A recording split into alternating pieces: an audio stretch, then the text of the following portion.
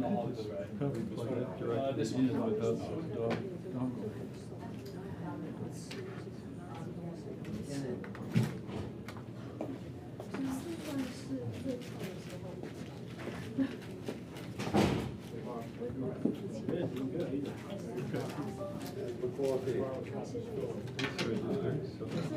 Oh, there we go. There we go. Sweet. You got a knife? We put our chairs down and sit in the back. I see how to do it. They have special places where you can go do that. I'm just kidding. It's funny because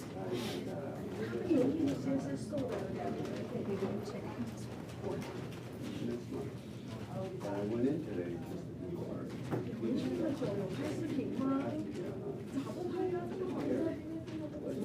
So I'm notorious.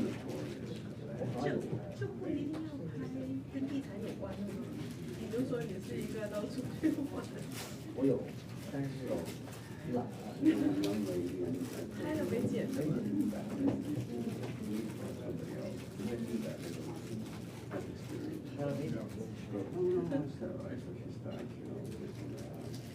？First time. 不是我也整个设备。我也蛮佩服北京日更。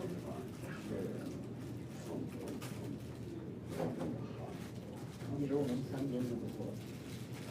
一更已经不错了。我之前一周3更，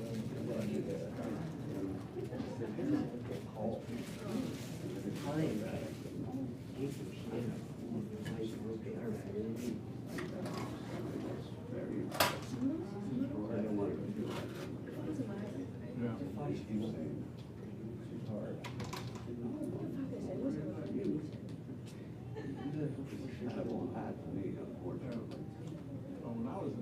一条200多好。过了大概2、3个月吧，忙死了。就你当官发视频那个。签了他们公司1年那个。我们那次买的。然后奖励，这东西发到谁了？这还是。Right there. She was nervous.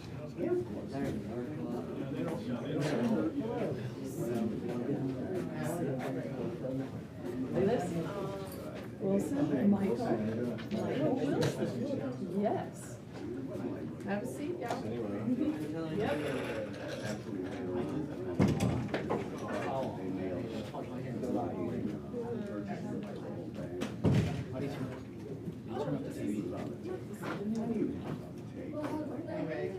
First month in there.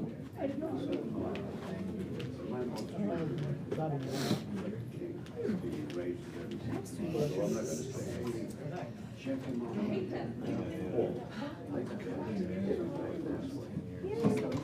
Test. Yeah, it's working.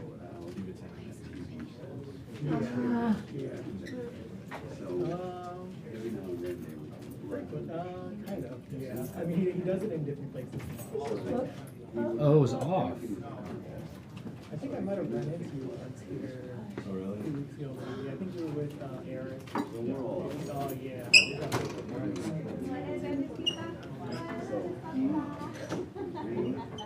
Good. The team does great.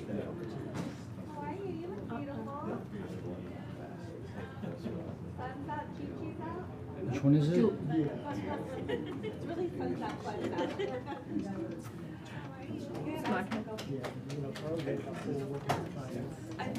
Smart Hub is being updated. Just click on that. Welcome icon. I'll be right back.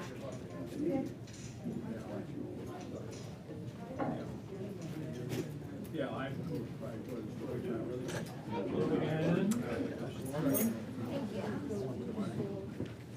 We're good, Rashida. What's going on, Alejandra? How are you? Good to see you.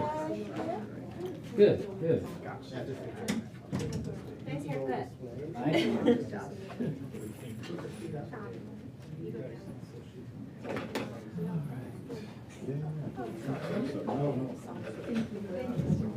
Thank you, I appreciate the I appreciate the for me. And things were going down.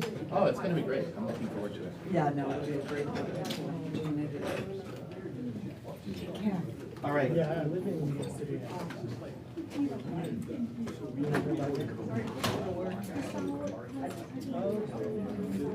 Kind of, yeah, we have an intern living up there. She just left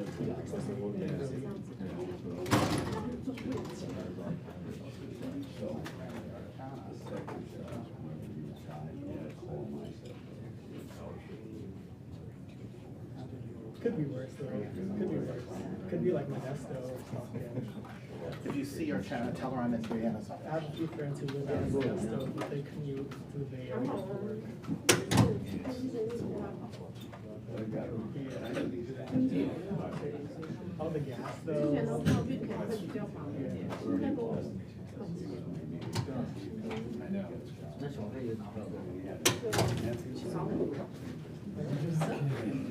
Grab one of those. Yeah.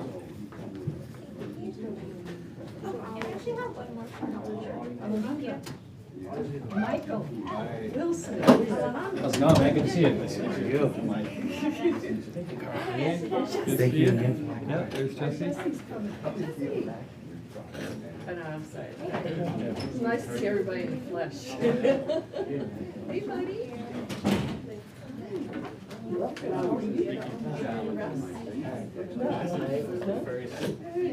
The first night actually, it's like from 1 to about 6. Jesse. You want to say anything to start? Oh, this is your class, take it away, Okay, man. perfect. Perfect. Is she dancing? Oh, yeah. Yeah. That's But she's.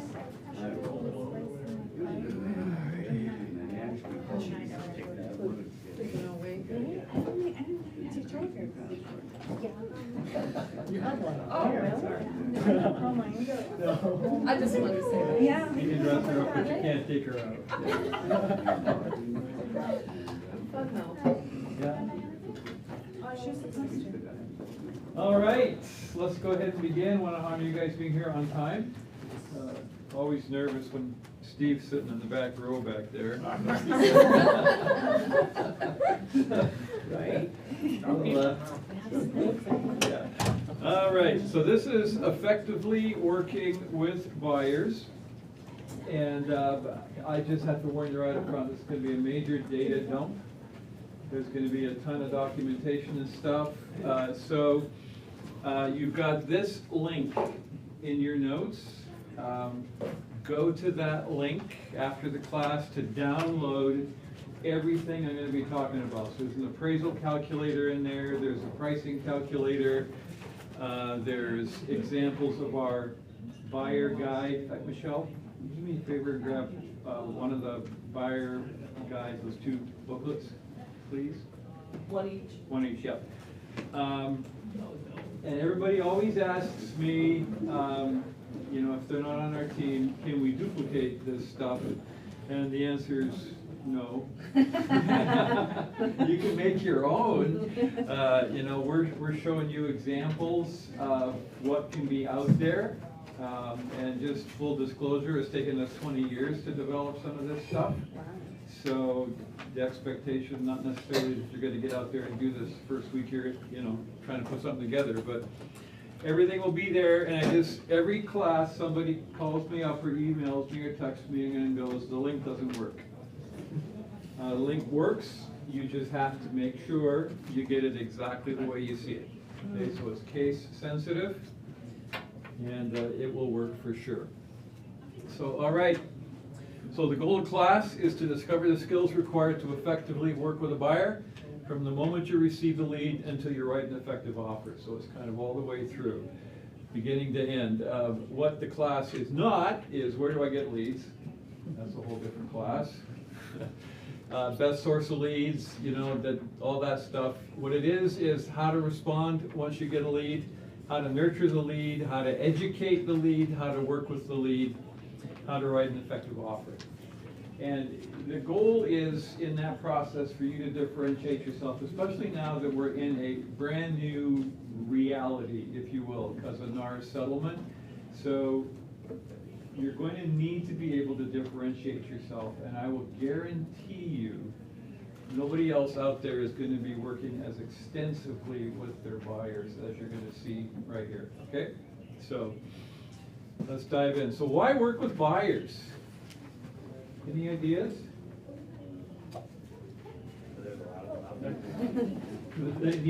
Right, okay. They got, yeah, so in reality, you've heard the axioms, okay? Move in front of the camera. The camera is facing. Okay. There we go. Okay, I'll say that I can't. Okay, all right. So you've heard the axioms, you know, list to last, right? What's the one you've heard about buyers? Buyers are liars. Boom. Yes. Okay, you've all heard that because we've all worked with buyers that, you know, tell you want one thing, fill out a client information sheet saying this is what we want, and then they'll call you up, you know, 3-4 weeks later, a month later, and say, hey, you know, I just put an offer in on something else, different city, different type of property, whatever, okay? So we're going to address that today as well. Buyers represent 50% of transactions, okay? Now, we all know that this list to last axiom is out there, and there's a lot of really good reasons for that, because those people that control the listings control what?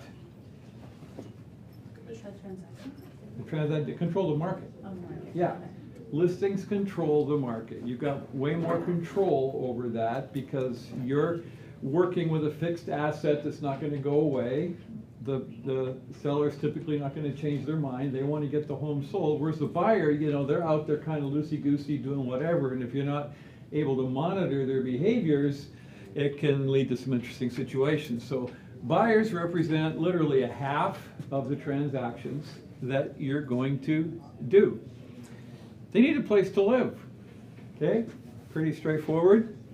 Someone's going to sell them a house. Someone's going to get a commission. So why not you? They're moving into your area, not out of it. Now this is huge because if you're building your database, and we recommend you have a minimum of 200 people in your database, you sell a house for a seller, they're moving out, okay? So they may refer people to you from their new location, but a lot of times, out of sight, out of mind, they're getting on with their life, doing new things. And unless you consistently stay in touch with those sellers, you're not going to get anything out of it. But a buyer is now a captive audience because you know where they live, you can pop by their house, you can drop stuff off, you can engage with them on a regular basis. They're a built-in source of listing leads. Okay, that buyer is going to sell that house at some point down the road. So why not stay in touch with them and be the person that eventually they circle back to buy that property. In addition, they've got friends. Okay, they're way more appreciative because, especially in this current market, if you can actually get somebody into a house, you've got a friend for life if you stay in touch with them and if the transaction goes well. Now, occasionally, you know, I'm going to move over to this side. Occasionally, it won't, and you know, at that point, you just kind of figure out how to proceed, how to go forward. They're more appreciative typically, and you're going to get more referrals from buyers than you will from listings, guaranteed. So if you've worked with enough listings, you're going to notice a difference between a buyer and a seller right away, because a buyer is frequently not happy with the staging, frequently not happy with the comments you're putting online, frequently unhappy with the price you're recommending that they sell their house for, and on and on and on. Whereas a buyer is typically a whole lot more appreciative of the whole process. So any questions on this? Steve? Not a question, but I just talking about not wanting to work with buyers. I think the real issue for a lot of us is that we get a lot of buyer leads, but only a small percentage of those turn into actual buyers. Right. And so you do find yourself spending a lot of time with a buyer lead or someone who you think is a buyer ready, willing, and able to buy. Yeah. But they flake out and so forth. And so Yeah. that's one of the reasons why you tend to stay on this listing side of things. You know you're likely gonna close, sell, close, and Yeah. get paid. Whereas with buyer lead, and just as a statistic, 2 years ago, when we sold, was it 6,400 houses were sold in the United States, all of the online sites sold a total of 128 million leads. Yeah. Do the math. Yeah. Now we don't know how those broke up between buyers and sellers, but that's, when anybody comes to you and wants to sell you a lead, you really got to stop and ask yourself, do I really want to, how many good leads am I going to get? Now, you probably have sources where they are good, but just think of the math. 128 million leads were sold. We only sold 6,400 houses. Yeah. Across the US. 6 million. 6 million. Yeah, Across 6 million across, 6.4 million across the US. Yeah. So what we're finding is, as Steve was saying, a lot of the sites out there, whether you're buying leads from Zillow, Homes.com, Realtor.com, any of the other aggregators that are out there, a lot of those guys are selling the exact same leads. Okay, Yeah. so, yeah. So the trick with those, if those leads come in, the trick is going to be effective management of that lead from the very beginning. If you determine, and a part of this interview process we're going to be talking about today, you make sure that you pre-qualify that buyer up front. If they're not ready, willing, able to buy right now, you simply plug them into your CRM and then set them up on some auto feeds. And by the way, AI is going to help you tremendously as this gets rolled out more and more with this. All right, so buyers are not usually liars, okay? And the difference is this: many really don't know what they want. Years ago, so when I had kids, I got 6 kids. And obviously with that many kids, the only real practical way to haul kids around is what? A van, okay? So not very sexy, but there you go. So there goes the Medford family in a Honda van. And after 3 vans, when the last kid moved out, I said, I'm gonna go get a real car, okay? So wanted an SUV, and I thought, I went and looked at Audi, first of all, at a Q5, and I originally looked at a Q7, okay? And the salesman, this was really, really funny. He says, so, what are you gonna be doing with this thing? Well, I said, well, I need to go to the snow. And he says, okay, how many people are you gonna be hauling? And I'm thinking Q7, because I'm used to hauling around like 6, 8 people, So he says, if you're going to only haul 2, 3, 4 people, let's downsize you to a Q5. And I thought, there's a salesman with integrity. That was the first shock. And we test drove one, and my wife said, didn't really like the Q5. So we had looked at a couple of other things and went over, and this was the Oakland Infiniti dealership. I figured I'd go over there, and I hadn't learned at the Audi dealership. Now I'm going to go over and look at their Q60, I think it is, which is basically the same thing as a Audi Q7. And I walk in the showroom, and over there in the back end of the showroom, kind of covered up with plastic because they hadn't fully unwrapped it, was this low black, kind of muscular, sexy looking thing. I went, what is that? Well, what that was turns out to be Infiniti's equivalent of the Porsche Cayenne. It was the QX70. So I forgot about the QX60 immediately and said, can I take one of those for a drive? They went and said, now this is in Oakland. They took me up the back end of Fish Ranch Road, and they said, yeah, open it up. Special driver license. Oh, yeah. No, I didn't need any encouragement. He said, let her go. So I'm thinking, this is an SUV, for pity's sakes. OMG. This thing was like a bat out of someplace hot and dark, and it held the corners, and it handled like a sports car. And I didn't really know what I wanted when I showed up at Infiniti, but I sure knew what I wanted halfway down Fish Ranch Road. Okay, so many really don't know what they want. They're confused about the options, because and I was a kid. I could tell you, driving down the highway, I could tell you the make and model and year of every car on the road, okay? Can't do that now. Half the stuff goes by, you got no idea what it is, where it's from. Yeah, I mean, there's just too many options out there. So making decisions has become extremely difficult, and you're gonna find this with your buyers.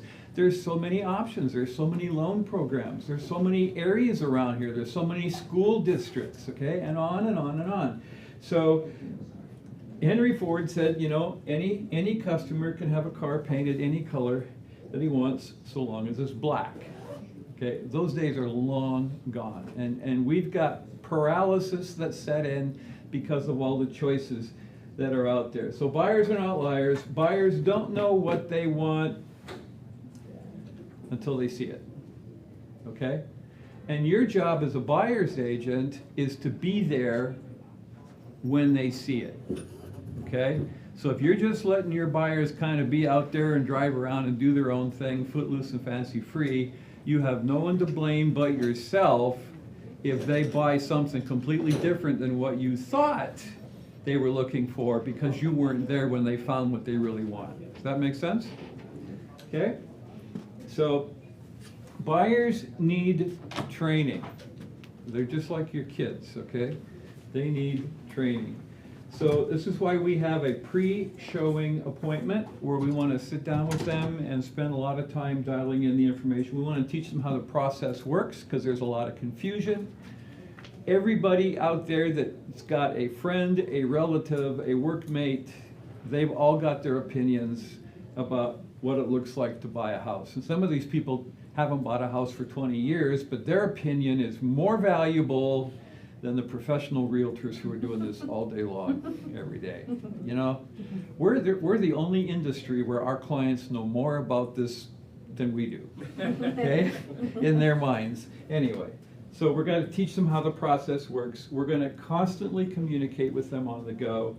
We're going to extensively monitor their activities, which means you've got to be in touch, you've got to be willing to get out there with them, even go to open houses with them, drive around with them to make sure that you're setting the stage for success. And again, if you're not doing these things, and again, this has changed now, because in the past, you know, a lot of times we could just let the buyers drive around and do whatever, you know, hand our card to the new home builder or hand our card in at an open house and be confident that they would have some loyalty to you. Now with the buyer-broker agreement requirements and the fact that we're going to have these people sign and they may potentially end up paying a commission, everything's changed, okay?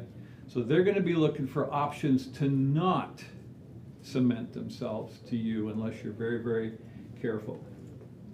So if you succeed, they get a home, you get a friend for life, and again, the caveat is if you stay in touch with them, and you get a commission and you get future referrals. Again, if you stay in touch with them. So section number 1 is we're going to respond to a lead. And for those of you that got in here after the beginning, if you go to the bottom of page 5 just for a moment, page 5, you'll see a link down there, a bit.ly/buyer link. All the documentation, all the examples, everything that we're going to be going through and referring here, you're going to be able to download at that link. All right, so respond to a lead within 5 minutes, okay?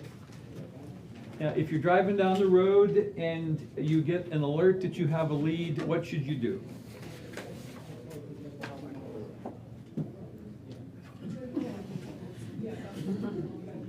We're waiting for the right answer. There's only one right answer. You pull over, okay? You don't do that in the freeway. Take the next exit, okay? Otherwise, you'll be halfway through your call and CHP is going to roll up behind you. Right. But no, you stop because a lead is critical. That's a potential client. So whatever you're doing, stop and respond to that lead right away. But before you respond to them, and that's why we're giving you the 5-minute window, is if they're pinging you specifically asking you about a property, you look that property up before you make that call, okay? You want to make sure you know the information about the property. You want to know if it's pending, kind of important thing to know. You want to know if it's a BMR, okay, because, I mean, every time one of those hits in Fremont, our phones literally ring off the hook, okay? So I want to know, and you know, by the 5th call, I recognize the address, okay, yeah, so then I can respond. But you need to know the property, and what that does is it positions you as an expert that knows the market, okay? They don't know that you've taken the time to go to the MLS and look it up. They just know you have the information, all right? So all of a sudden, you're starting to look like a professional. So the second thing is your goal is to establish rapport with a lead. You want to develop a meaningful relationship that's going to end up in a client relationship with them as quickly as possible. So you're going to determine the stated need of the lead. And there's some really important questions to ask here. Are you looking to buy a home, or are you looking to rent? Okay, that would be a good question to ask, because sometimes we can get really excited, get really far down the road and go, oh, by the way, you know, what's the rent on that property? And you just wasted all kinds of time. Okay, so you want to answer their first question. Now, back in the day when realtors had all the data and we had the book, okay, we had the back row knows all about the book. Okay, so everything that you wanted to know, all the listings were in a book that came out on a regular, was it weekly? Yeah. Yeah, it came out weekly, and so. And then we got hot sheets daily. Yeah, and so without those, you know, a buyer had no way of knowing really what's for sale and everything. It's nothing like it is today.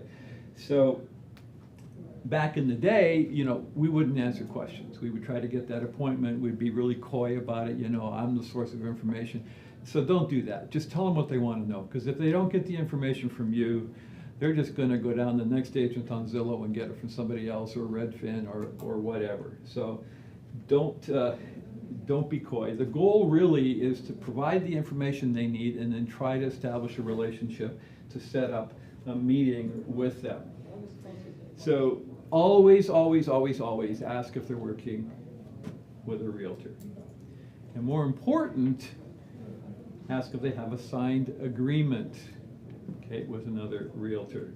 And then if they do have a signed agreement, then you want to find out what kind of a signed agreement. Is it just for a specific property? Is it just for the weekend?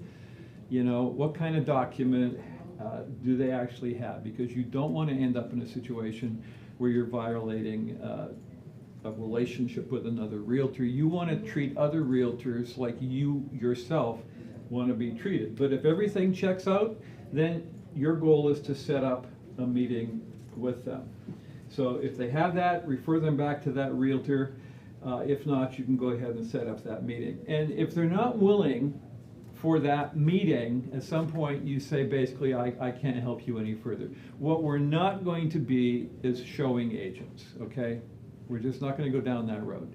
So even the company whose name I won't mention, but if you think of tuna and then substitute the color, you'll know which company I'm talking about. The color's red, by the way. What did I just walk into? And talking about a projection that sticks off the back of a fish. Anyway, so even they will show one property, but if you want to see a second property, they require you to sign their agreement as well, okay? So they'll do a showing agreement first of all, but then if their goal too is established. So if anybody says to you, hey, they don't require a buyer-broker agreement, their buyer-broker agreement's 19 pages long, okay? Just so that you guys know. So if you can't set that meeting up, no more information. And the meeting then depends on the lead's stated need. Do they want to buy or rent? If they want to rent, we've got some great property managers that we work with that we're just going to refer them over right away. If they want to see a house, we'll show them a house. If they want to interview buyer agents, even if it's a referral, even if it's coming from your best friend, always assume that they're going to be interviewing you. It's kind of frustrating sometimes, but I mean, you have to understand where they're coming from. I've worked with clients where I've sold 5 homes, and they call me to sell home number 6, and they'll say things like, and oh, by the way, we're talking to other agents. It's like, shut up. Why would you do that? But they, you know, they need to know, and they want you to know they're looking for the best deal they can. You know, yeah, we're friends, we've worked together, but you know, don't just automatically rely on that. So soon they're interviewing you.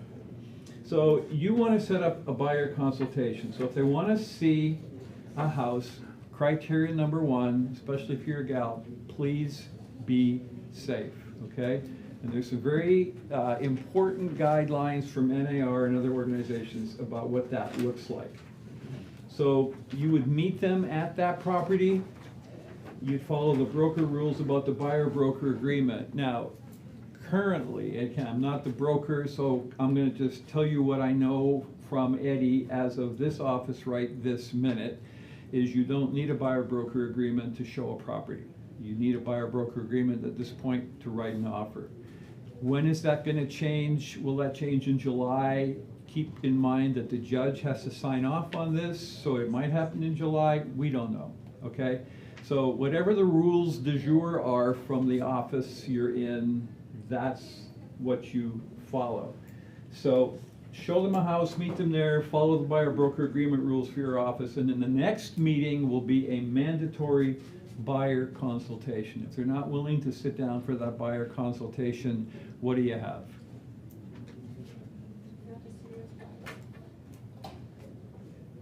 Anybody? Not the serious Nothing. buyer. Pardon me? Not the serious buyer. Not a serious buyer, or not a buyer that's serious about working with you. Yeah, so you got nothing, all right? So thank you for your time, off you go, and tell them, you know, if you want to change your mind down the road, always leave the door open for them to come back. So if you're going to see the house, you're going to meet them there. The next meeting will be at a Starbucks or some location like that. So if they want to interview you, portray a willingness to do it your way. Now, typically, our clients never know where our office is. And you know, there's brokerages out there that don't even have an office. So what we try to do is, rather than having them come into our office, we provide an extra level of service to them and try to meet with them near where they live, okay? Now, the only difference to that obviously would be if they're living in Tracy and they want to buy in Fremont, I'm going to meet them in Fremont. Full disclosure, okay? I'm not going to drive all the way out there if they're going to be driving this way anyway. But we try as much as possible to meet them where they're at, time and location that works for them. And we want to meet in, at least I've discovered this over the years, I prefer meeting in a neutral location, not in the office. You know, this is going to be a personal preference thing. This is what I've discovered over the years. That, and just an aside, there's been a couple of years in the past 15 years where our team's been the #1 buyer team in Alameda County. So it's not like we haven't been down this road and figured out what works, what doesn't work. So that's just the way we've learned to do it over the years. Meet close to them. The more public, the better. Starbucks works great because I'm addicted to caffeine. We get them in there and off we go. Now here's the key. We want to send them the info form. This is our intake form prior to the meeting.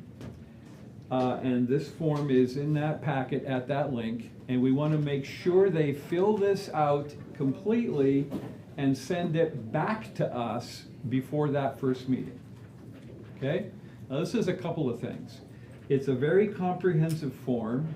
It's like an intake form at a doctor, okay? It's gonna ask you all kinds of crazy questions. We wanna know what their names are, email addresses, contact information, where they currently live, what type of property they're looking for, what do they expect of us as a realtor, what are they afraid of, and you know, it's a very comprehensive document, again, developed over years of trying to figure out what do we need from them. And the engineers of the world love filling out this form. They just, they absolutely love this. It's a Word document with expandable fields, so they can put as much information in there as they want. They simply save it and then email it back to us. If we don't get the form back, what does that tell us? They're busy. They're not serious. They're not serious. Right. If you go to an attorney, if you go to a doctor, if you go to an accountant, everybody's going to have you fill out an intake form of some kind, okay? That's just establishing a professional relationship right out front. How much time did you give them, or you found that they need? Typically a couple days. Yeah. Yeah, so if we show them a house on a weekend, let's say, you know, a Saturday, Sunday, whenever they're out, then I would send them the form as soon as I get back. Here's the form, and then we set up a next meeting sometime that following week if possible. All right, so at the buyer cost, yep. Just one quick thing, you know, you started out, be safe. Yep. Getting this form is part of that being safe. Oh, heck yeah. And, you know, and read the information, check it, vet it, make Yep. sure they're a legitimate person and everything that they put down there is true and correct, because you're dealing with strangers, people that you don't know. Right. Okay? Yeah. And one of the other things too is when those forms come back, we save them, and I'll talk about this a bit later. We use Microsoft Office and we use SharePoint, so we have a very intense filing system that's fully accessible by every member of the team, and we standardize every single file.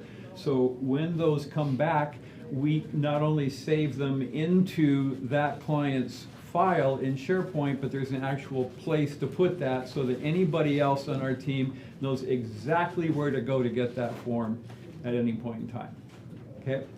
So again, systems are going to be really important as you start expanding your business. So you're now at, let's say you're at the Starbucks, you're going to wear your name tag, you're going to get there early. Why would you get there early at a Starbucks? Get a spot, that's exactly right. Yeah, and get your coffee, yeah. Yep, so you stake out a location that works. I try to get a table where I can see the door. I want to be able to see them when they come in, because, you know, a lot of times with clients, especially with internet leads, we'll just meet with them. Our first meeting will actually be in the Starbucks. We'll have interacted possibly on Zoom prior to that, but a lot of times it's just our first meeting is going to be this one. So sometimes they're walking in, they've seen me, okay, because all they have to do is Google my name and my picture pops up a couple billion times, but I have no idea who they are, okay? So if I'm sitting there for 15 minutes after the appointment time, I have no idea if they walked in, yeah, that's him, looks worse than we thought, out we go. You know, we would work with him, why? You know, or I don't know. I literally don't know. So I want to watch activity. If I see someone coming through the front door and they're kind of looking around like this, that's usually a clue. And one of the reasons I want that info form back is because I have it printed in color and it's sitting on the table, okay?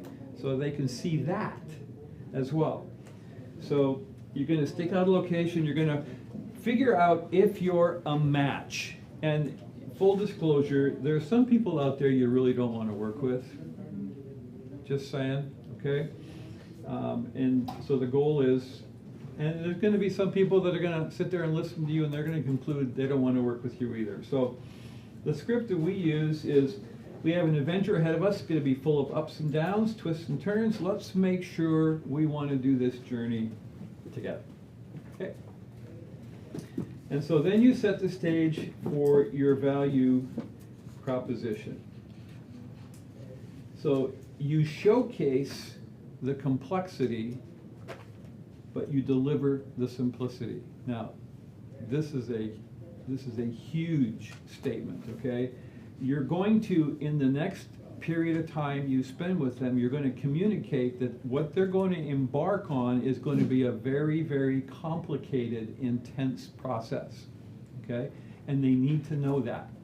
As realtors, we've, over the years, said, hey, you know, we'll just make this really, really easy, and so clients have no idea what we do. Things just get done by magic, and, you know, they have no idea. So what you're going to do in this meeting is you're going to tell them what you're going to do, and you're going to explain it in a way that communicates how much you're actually going to do. Make sense?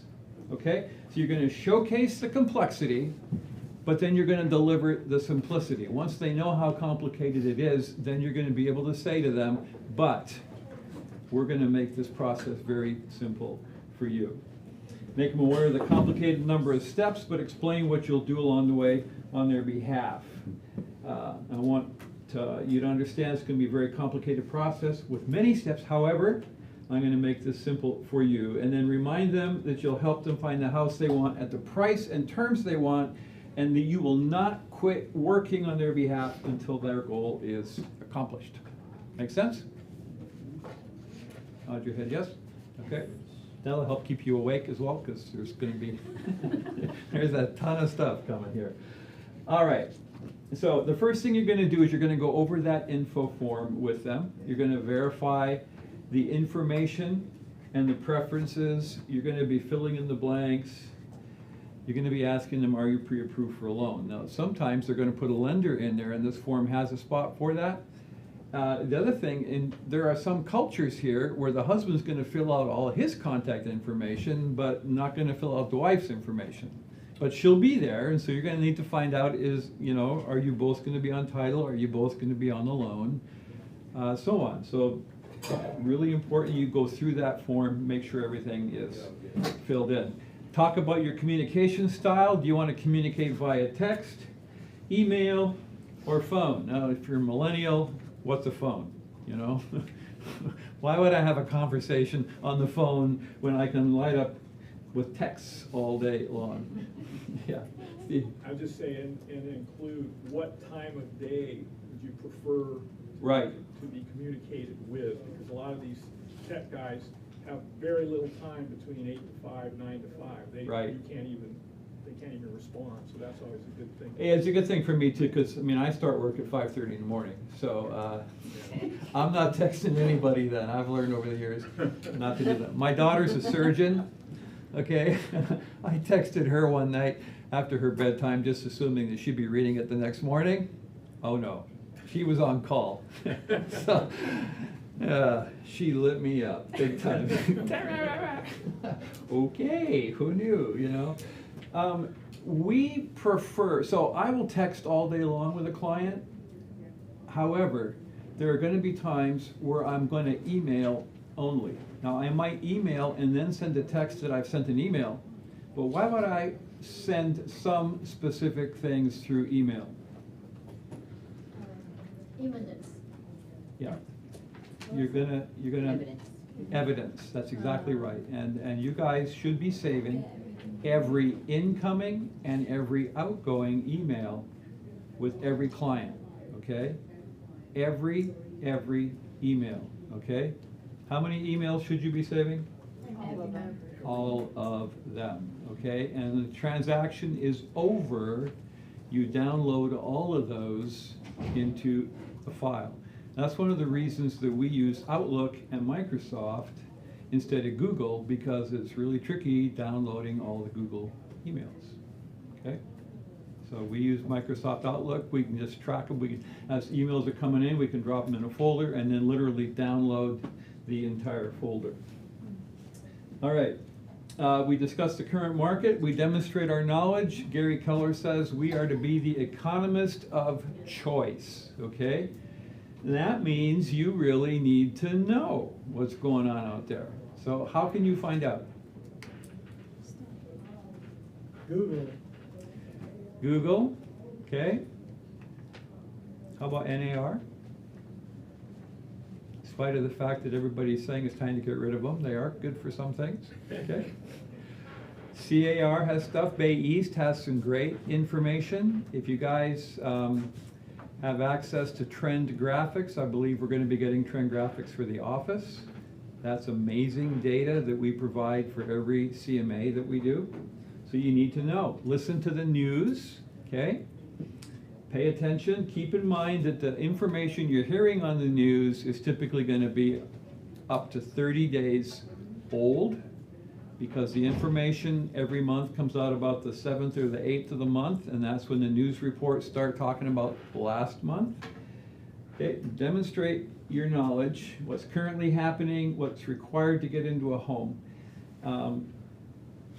in the Bay Area here, know your local news. So if there's a business that's moving in, so for example, if Facebook's laying off employees, that's a really important thing to know, especially if your client's working for Facebook.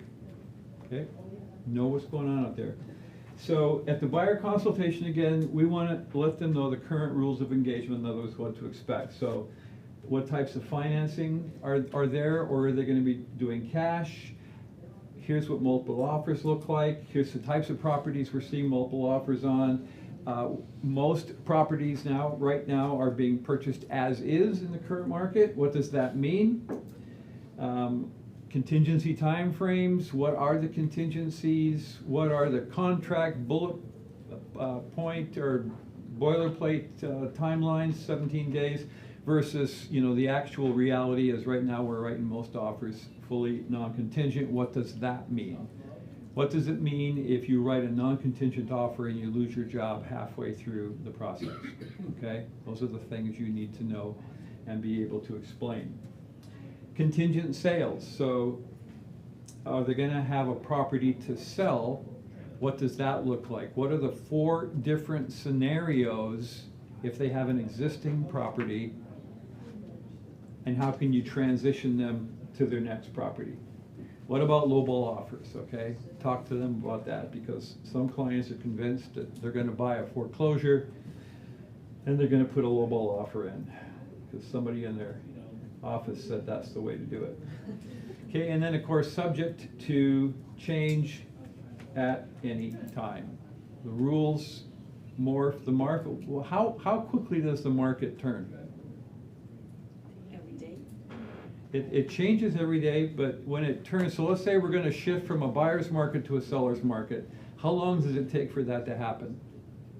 Months, years? No? 1 day. 1 day. You can go back with data and you can pinpoint the exact day that many of our past market turns have happened. Okay?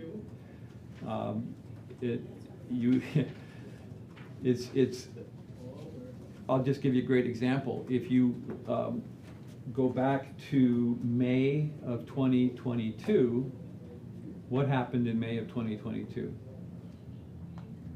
Interest rates started. Interest rates started to go up. So when did they start rising?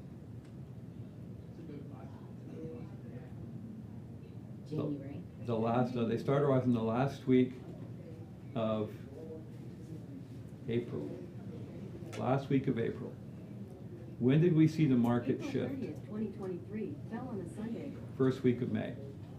And it was immediate. And it was like a knock upside the head. It was like, where did that truck come from? Okay, it was dramatic, it was immediate, and those were before the significant interest shifts, okay? That was still shifting from like 2.75 to 3.5, somewhere in that range. It just like a truck hit. So you guys need to know those dates, need to know those times. Market can change at any time.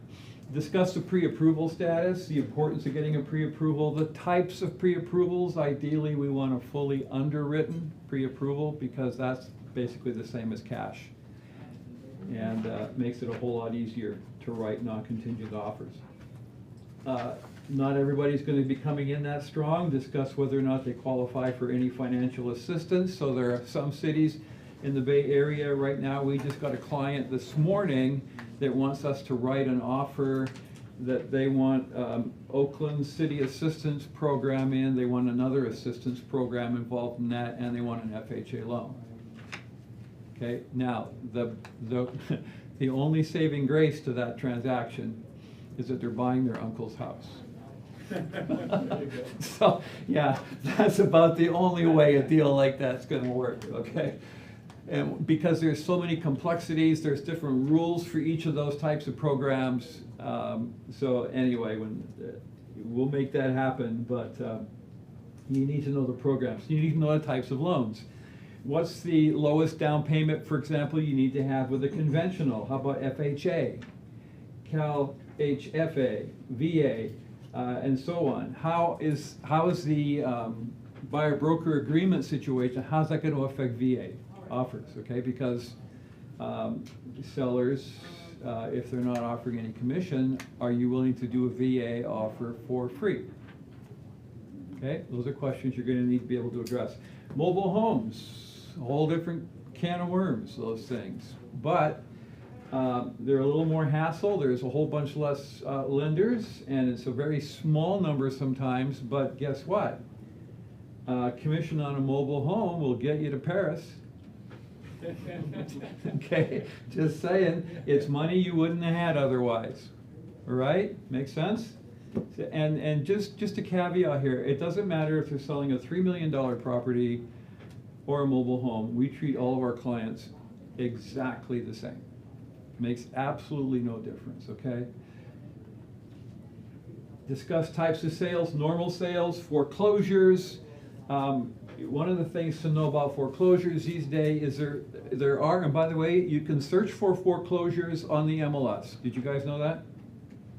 So if your client's asking you for foreclosures, you can find them very, very quickly. The last time I did a foreclosure search in Alameda County was the middle of last year, and there was, guess how many? 3. Guess lower. 1. There was one. There was one, okay? And it was just on the market with everything else. Banks have gotten really smart about this. I mean, when they had a whole bunch, they just threw them out there, turned off all the water. We used to have a name for that odor that hit you when you opened the front door for foreclosures, because if you've ever taken out buyers, occasionally your buyer's gonna need to use a restroom. And so, you know, historically, we just let them use the restroom. Well, the first couple that were in there discovered that those toilets only had 2 flushes. And so if your client was lucky client number 3, their remains stayed in the home.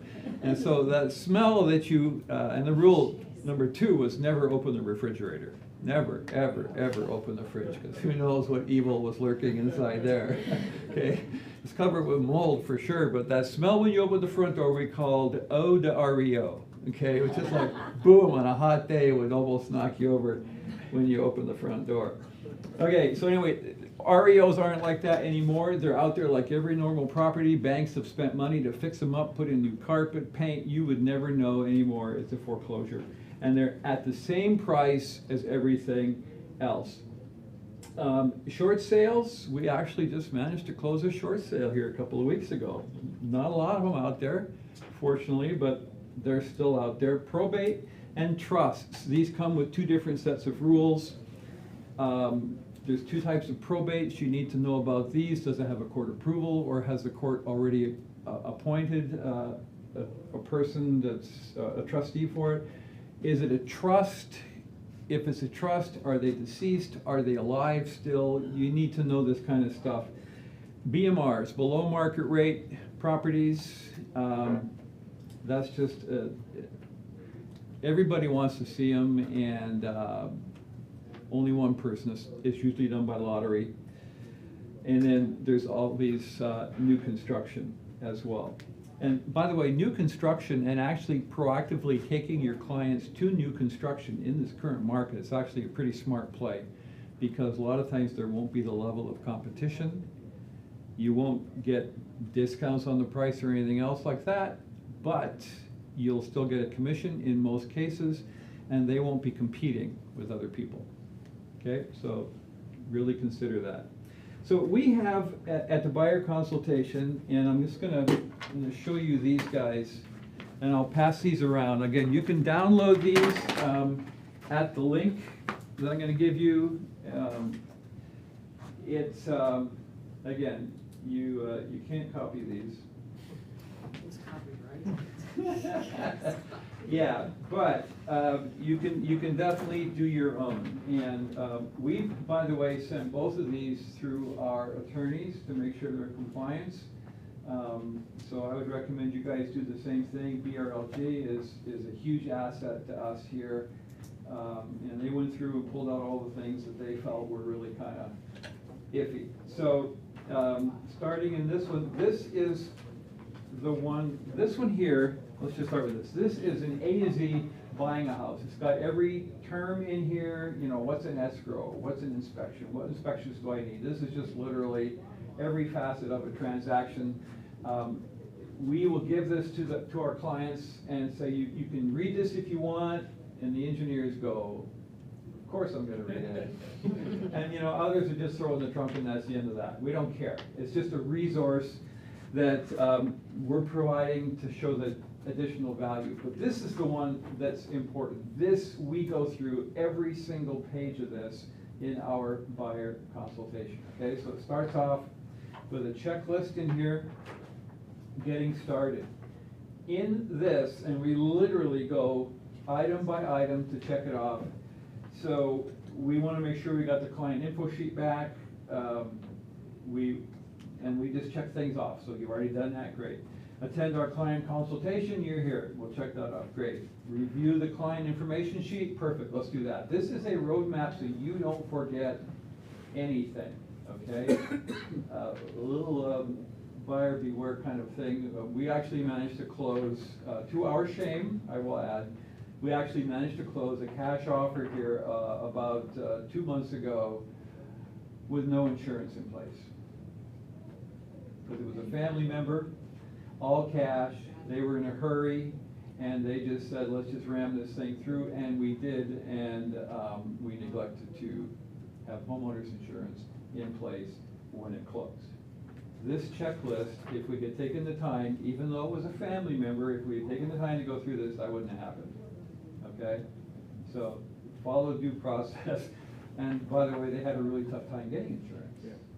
So, note to self, yeah.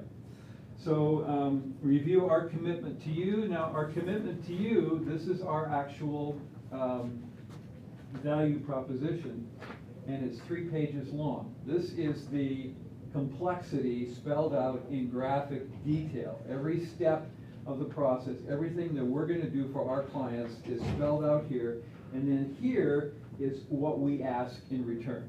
Okay, that's also spelled out crystal clear. We'll cover that in a sec. But going through the checklist, sign the client agreement, and this is the car buyer representation broker compensation agreement to formalize our working relationship. And what I tell them is we'll come back to that at the end here when you understand everything else. Determine what type of homeowners insurance you need. It's right there.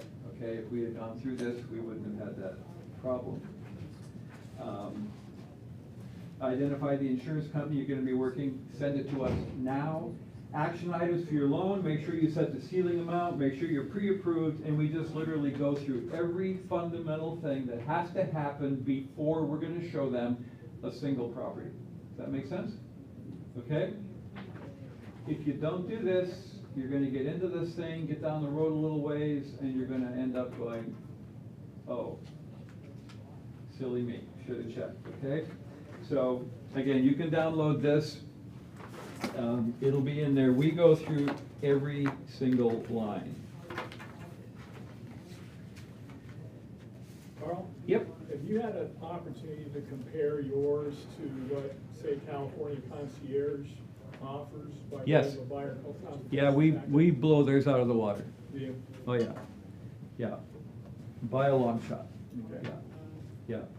So, and that's why we're giving it to you guys, and you can, if you can rough out your own, you can get it to California Concierge if you're KW, and they can flush it out for you. There's some things that they can do to get that up and going. But it covers action items for your own, action items for writing an offer. So we tell them we're going to need to write an offer. We're going to need your verification of funds up front. So send us your statements now, okay?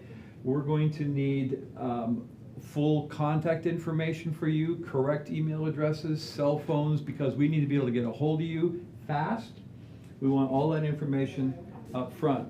Now, also in here is a handy dandy little thing called Top 10 Credit Things Not to Do. And I went home and wrote this the day after I showed up at inspections with my buyers. They were so happy and excited. that they now had a home with a garage, that they had gone out and bought a new BMW. So they rolled up and I said, now, you borrowed that, right? Oh, no, we've got a garage now. I said, you no longer have a garage. That blew up the deal, okay?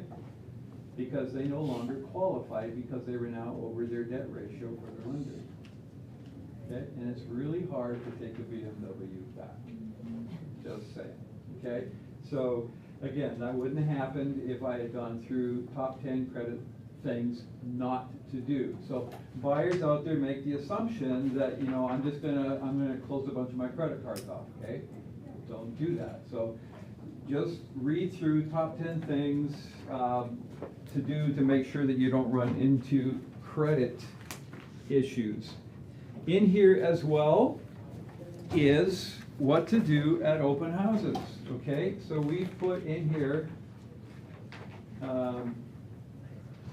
a section, how to handle open houses. Now, I know that all of you have been trained that when you've got a buyer coming into your home to say things like, hey, you know, the seller has requested, even though they haven't, that, you know, you sign in and give us your contact information. Of course, you know, we all know what we're going to do with that information. So we advise all of our buyers, when they go in and are confronted with that requirement, to sign in as Donald Duck.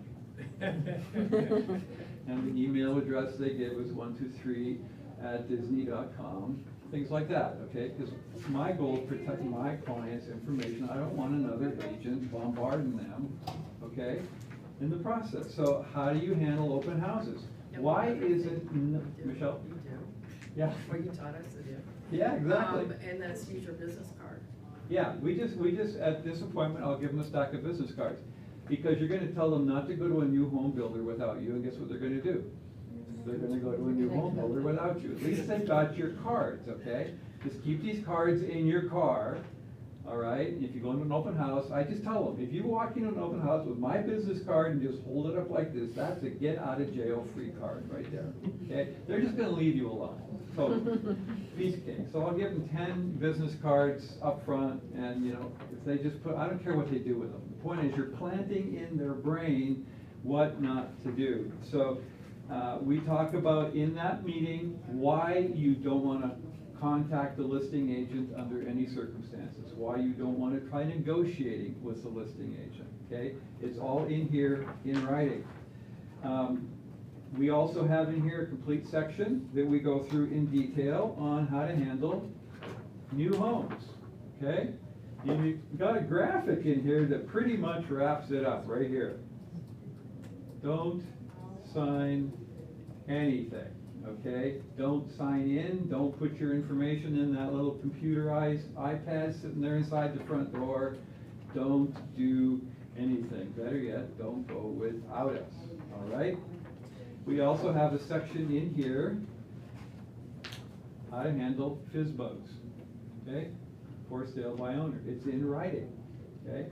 Does this answer your question yet about California concierge? Yeah, I haven't seen California concierge. yeah, this so is, that's they why don't go into any of this kind of stuff.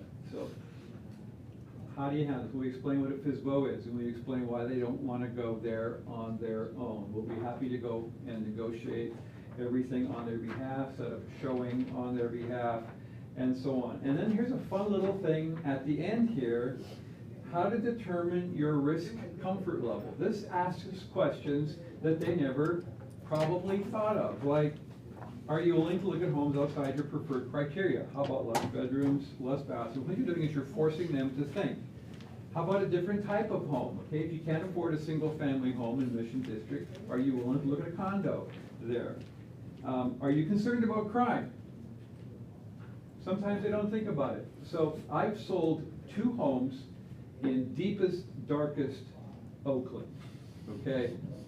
In a neighborhood where, Jesse's nodding his head, yeah, you know, okay? Neighborhoods that I wouldn't want to drive through, okay? Let alone live. And in both cases, it's been a young, single gal that bought that house. Both of them very white, okay? Now, I had one of their mothers call me up and ripped me up and down one side and the other about why would I ever consider selling her daughter a property. I said, I'm just doing what she's asking me to do. You know, if you don't want that, that's a conversation between you and your daughter. If I don't sell it to her, she's gonna go find somebody else who will, okay? And both of them moved in, and in both cases, the neighborhood loved them, took care of them, protected them, guarded them. Absolutely hilarious, okay? So in their case, these two gals that I thought would be totally concerned about crime couldn't care less, okay? Would you be willing to live in an inferior neighborhood to get a better home? Would you be willing to have a longer commute to get a better home? Translated, are you willing to buy in Tracy or Mountain House, okay? Are schools important, or Gilroy, all right? Are you willing to buy a home in poor condition knowing it can be fixed up? And most buyers are gonna go, how would I fix it up? And that's a clue right there, okay? Are you concerned about mold? Really important question. Are railroad tracks a concern? How about airplanes? If you're gonna sell anybody a house in the back end of San Lorenzo, they better like airplanes, okay? Are busy streets a concern? Are T intersections an issue? Okay? I had a house in Castro Valley where the front door, it was gorgeous, it's up at top of the hills, it was a couple $1 million home, a spectacular property that you could see all of Castro Valley down below you, but the front doors, double doors, huge doors, open directly onto an 8-foot wide staircase, okay? And so a whole bunch of buyers went in there, the Asian persuasion, and immediately opened the front door, turned around, drove away. So I mentioned to an Indian family that went through, and they said, we don't care about feng shui, we just care about a good deal. So, and they bought the house. So, you know, so in their case, so those are questions you ask. Are you willing to, is the direction the front door faces important? I mean, get that question out of the way up front, okay? Rather than after you've showed them 15 houses and they go, oh, by the way, east facing. Okay, which is funny because some want east facing, some want northwest facing, some want, which then brings up another question, are all the doors in their country facing, anyway, I won't go there. So are you willing to remove contingencies? Which contingencies? Have you ever written an offer, or are you willing to write an offer on a home you've never seen? I've bought properties without ever seeing them, okay? Sometimes you need to. We were buying a VRBO up in the Cascade Mountains in Washington, and I was competing with 5 other cash offers, and we were in a 1031 exchange, and I had 5 days left. Yeah.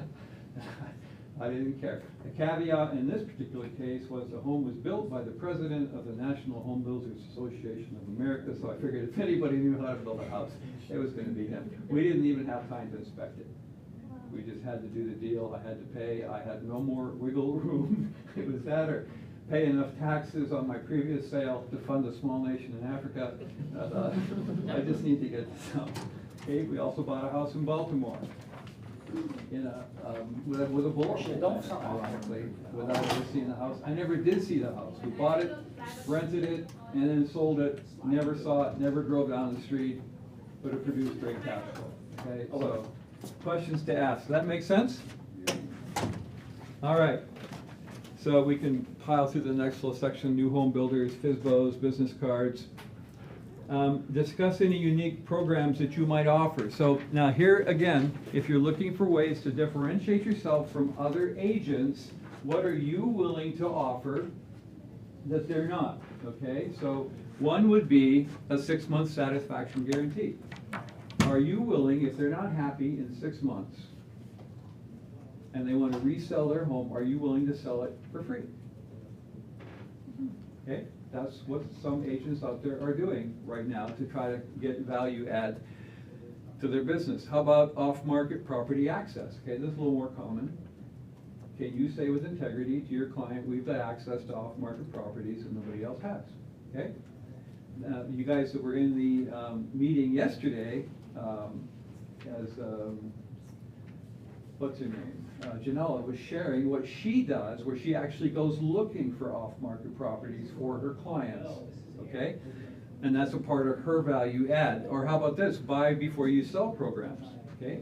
Are you working with a program where you can actually have your client buy a new home, have an organization fund the entire purchase for you? It's a cash offer. You can close within 7 days on the new property, and they'll carry the financing. They'll rent that property to you until you sell your existing home. Okay, so there's all kinds of options out there to position you uniquely as a buyer's agent. Any questions on those? Is there a program that you and your team use, the buy before you sell program? There will be. Okay. I got the documentation on it yesterday, as a matter of fact. I was just curious. Yeah, there's a number of those out there. Some Yeah. of them aren't doing really well, and some of them don't work in California. But I just literally found one over the weekend that does. So we're going to be taking a serious look at it. Okay, so discuss the search process. A lot of these guys, I always thought it was absolutely hilarious when I would be working with buyers, showing them property, and they would be showing up with property info sheets from Redfin. I always thought that was hilarious, okay? They can search for them. Just remind them if they're going there, that's a brokerage, okay? Just like you are. They're not going to have any better information typically. We don't want them searching on Zillow for the simple reason that not all the properties on the market are on Zillow, and there's properties on Zillow that aren't even on the market, okay? Strange but true. So we don't want them searching Zillow. We don't want them looking at Zillow's estimates because those aren't accurate either. Realtor.com is a far better site. Homes.com right now is making huge inroads into becoming the #1 player in the planet. They're putting, their goal is spend billions of dollars to make it happen or go broke in the process. And the jury's out as to which one it's going to be. And your app, KW, has an incredible app. Okay, we've also got an app because we've partnered with Place. It's also got a really, really good app. In that meeting, you can download the app right onto their devices, and that way they're searching now for properties on your device, and you get notified of what they're looking at. The other thing that we do, we use Brivity for our CRM, and we will send them a link to that, and then as they start looking, it shows up so we can monitor, and we get an actual ping when someone's looked at a property online 3 times. Okay, then it's just a simple matter of hitting them up, say, hey, I see you looked at this property 3 times. When would you like to see it? Okay. Any questions on that one? Okay, and you guys are doing a really good job of staying awake. I know this is Sunday. There's just a lot of information flying at you, but and then you're going to set up auto feeds. Now the key to this is you guys want to be their first point of contact with any new listing. Okay, so you want them to get notified before they can get notified through Redfin, through Zillow, any of these other aggregators. So I recommend you set them up on auto feeds directly from Bay East, okay, or MLS listings or MetroList, okay. So put those auto feeds in there, and if they've got 3 or 4 different areas that they're looking in, set up a separate auto feed for each one of those zones. And then if you're concerned about the limited inventory, BCC yourself so that you know instantly. And don't set it up to download at the end of every day. Set them to hit the minute that property goes live, you get that email instantly. And if it's something that you think they might want to see, text them immediately. Say, hey, I just saw something.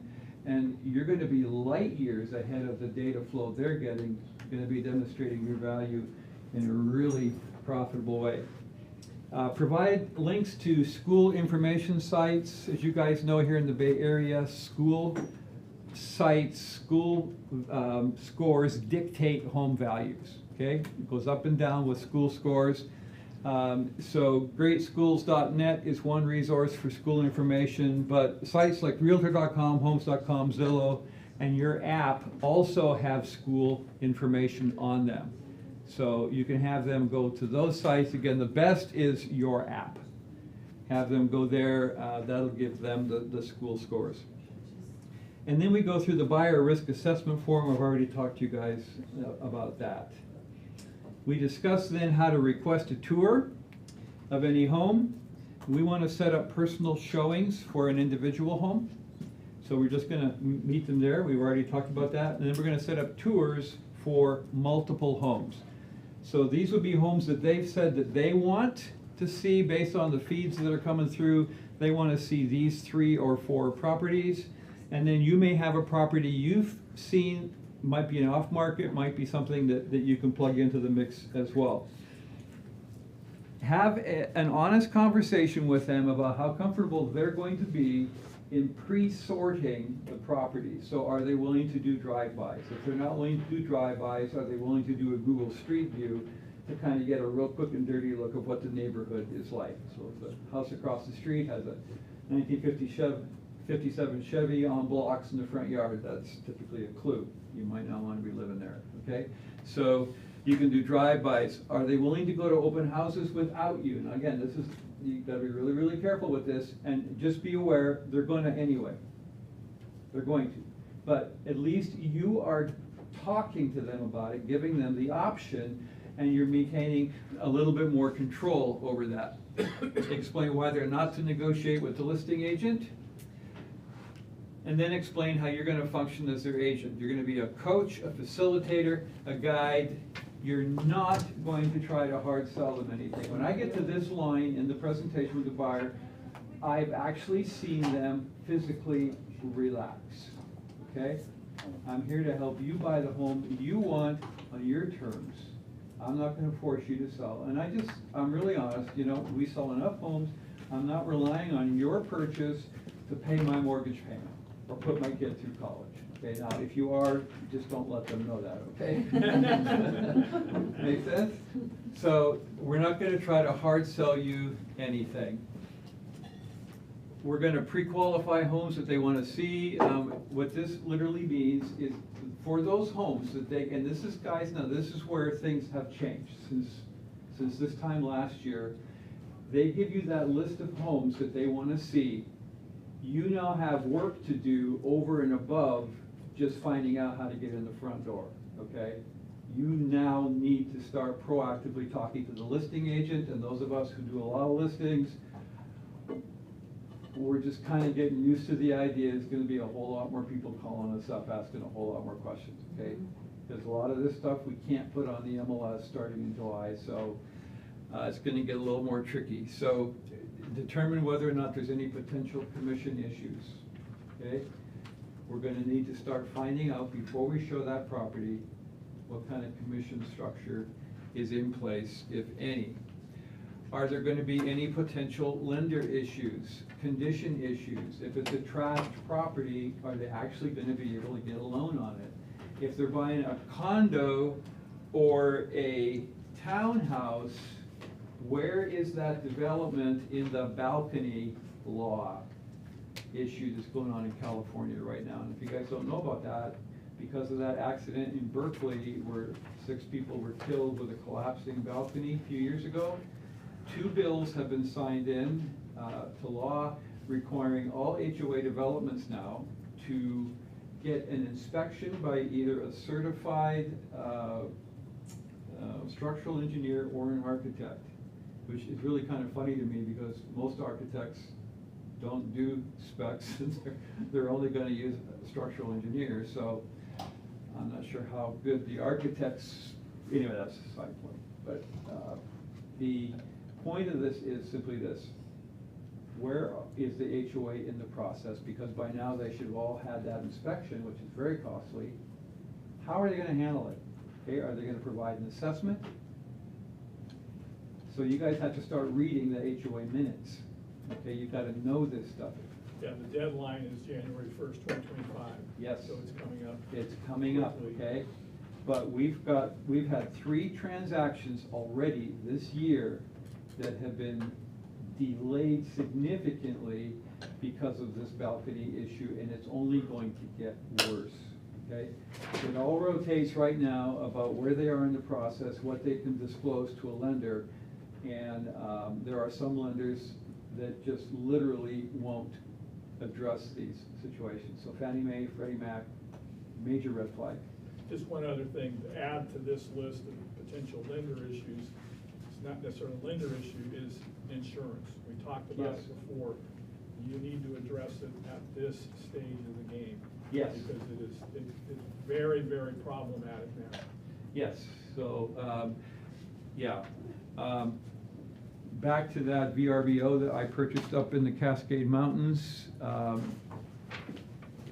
Had a dickens of a time getting insurance on that. My policy's over $3,000 a year on that. Not to digress, I've had 2 clients call me within the last 30 days, both of whom have had their policies canceled. Yep. Based on an aerial investigation of the property, which was done on Google Earth. Yes. Due to cars and debris and storage outside the house. The carrier could see everything that was in the yards Yep. and it sent notices of cancellation. They even look at the condition of the roof. They see staining on the roof, they think there's a Yep. problem with the roof. And in one case, they would not even agree to renew the policy even if everything was corrected before the expiration date. Yeah, So I had to refer to another broker to get. exactly. That's both of them to another broker to get insurance. Yeah, and the idea is if you allowed the property to get to that condition in the first place, what's the guarantee it won't go back to that condition if you meet, okay? This is a huge issue. Michelle? Yeah, I just got off the line with an insurance agent the other day who said State Farm will be arbitrarily canceling 30,000 California renewals. They will not be up for renewal. They'll have to Yeah. find another service Yeah, provider. I saw an article, I think it was about 74,000 Yeah. that they were going to cancel. Okay, she's A like, lot of houses. Yeah. And you have, you gotta be careful when you start leaving the Bay Area and get into outlying areas Yeah. where you have fire hazards and so forth. It's just, it's a huge, and the costs are just astronomical. Yeah. They're even canceling the renters policies Oh, too, yeah, because I was yeah. living Yeah. in Oakland, in downtown, not really a fire hazard, but they wouldn't renew, and, yeah, Progressive though, hit them up. I found it. Right. Now, here's something else, guys. Again, this is under the umbrella of checking out properties in advance of taking your buyers to see them so that you're not wasting anybody's time, so you look like the professional you really are. The other thing you guys have to be very well aware of now is, especially if you're going into Oakland or Berkeley, okay, homelessness, okay? I've had to go to the city of Hayward and on behalf of one of our listings, work with the city to get an encampment cleaned out behind one of our properties. As the listing agent, was a vacant property, they set up the encampment in a right-of-way directly behind our property and would come over the fence every night and break into our listing. So what we did is I had a college buddy of ours that was currently himself homeless. I moved him into the property and armed him with a baseball bat. No lie. And he just saw one of the guys coming over the back fence. He simply walked out onto the back porch with the baseball bat, and that was the end of that problem right there. Just the fact someone was in the property, had a baseball bat in his hands, and then we had Hayward come in and with bulldozers literally remove the encampment. But again, you gotta look for that as well. Make sense? Yeah, I mean, you can, if you've got a listing and there's a neighbor that's got, an unsafe and, unhealthy condition, you can call the health department and they'll come out and do an inspection. And if there's an unsafe condition, they'll remediate it. They'll have it Yes. corrected. You don't have to Yeah. live with that, looking at that, Yeah. when you're trying to sell a property. Absolutely. So in regions like Oakland, this is and we sell a lot of homes in Oakland, so this is a very, very real thing to be concerned. You want to be concerned with your client's safety, and same thing with East Palo Alto. I mean, there's just a number of places where you just have to, parts of San Jose. And the encampments show up in strange and wonderful places, okay?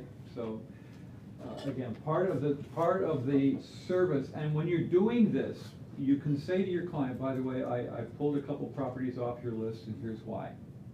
Boom. You are now elevated substantially in their eyes because now you're looking out for them, okay? So explain, finally they see a home that they like, what do they do? And we're gonna take a real short stand up and stretch break here in a little bit, so just hang with me. We ask them to send us an email or a text requesting a CMA. And the reason for this is sometimes I might have 2 to 3 buyer showings backed up behind each other, depending on the weekend. And, you know, out of sight, out of mind, I want them to send me something that when I get back to the office, get back home, I've now got a physical way of remembering that that's there. So I'm then gonna ask for any disclosure package on that property. I'm gonna provide additional information of any. I'm gonna explain steering guidelines from the Fair Housing Act. I'm gonna explain to them what I cannot do as a realtor. I cannot tell them whether or not this fits into a specific demographic. I cannot disclose whether or not this is in a crime zone or not. I cannot disclose the financial income average in the neighborhood, all kinds of things like that. That's all steering, it's all illegal. But what I can do is provide them sites that they can go to on their own and come to their own conclusions. And all you have to do really is Google crime rate and just type in the address, or demographics for Hayward. It's all out there, okay? The key is you're not providing that information, all right? Now, interestingly enough, so the word steering has a very negative connotation, okay? And there's certain things we cannot do with steering, but there's a positive connotation to the concept of steering as well, because you steer them whether you know it or not. For example, you're steering them away from developments where their loan's not going to be qualified, okay? Now, we don't want to normally use the word steering for that, but that's really what it is. It's the positive side of that, where you're providing information that you can legally give them that's going to help them make a decision about whether or not they're going to live there or not. You just can't violate fair housing laws in the process. Make sense? The attorney back there checks off on that? Boom, we're good. Okay. All right. So at the buyer consultation, we're going to explain the offer process. We're going to start by providing them with a CMA. We use Cloud CMA. Reason doing it, I've got mine set up to include all the pictures that are on the MLS so they can compare apples to apples. I'm going to discuss contingencies. We're going to go over loan, appraisal, inspections, sale of existing property.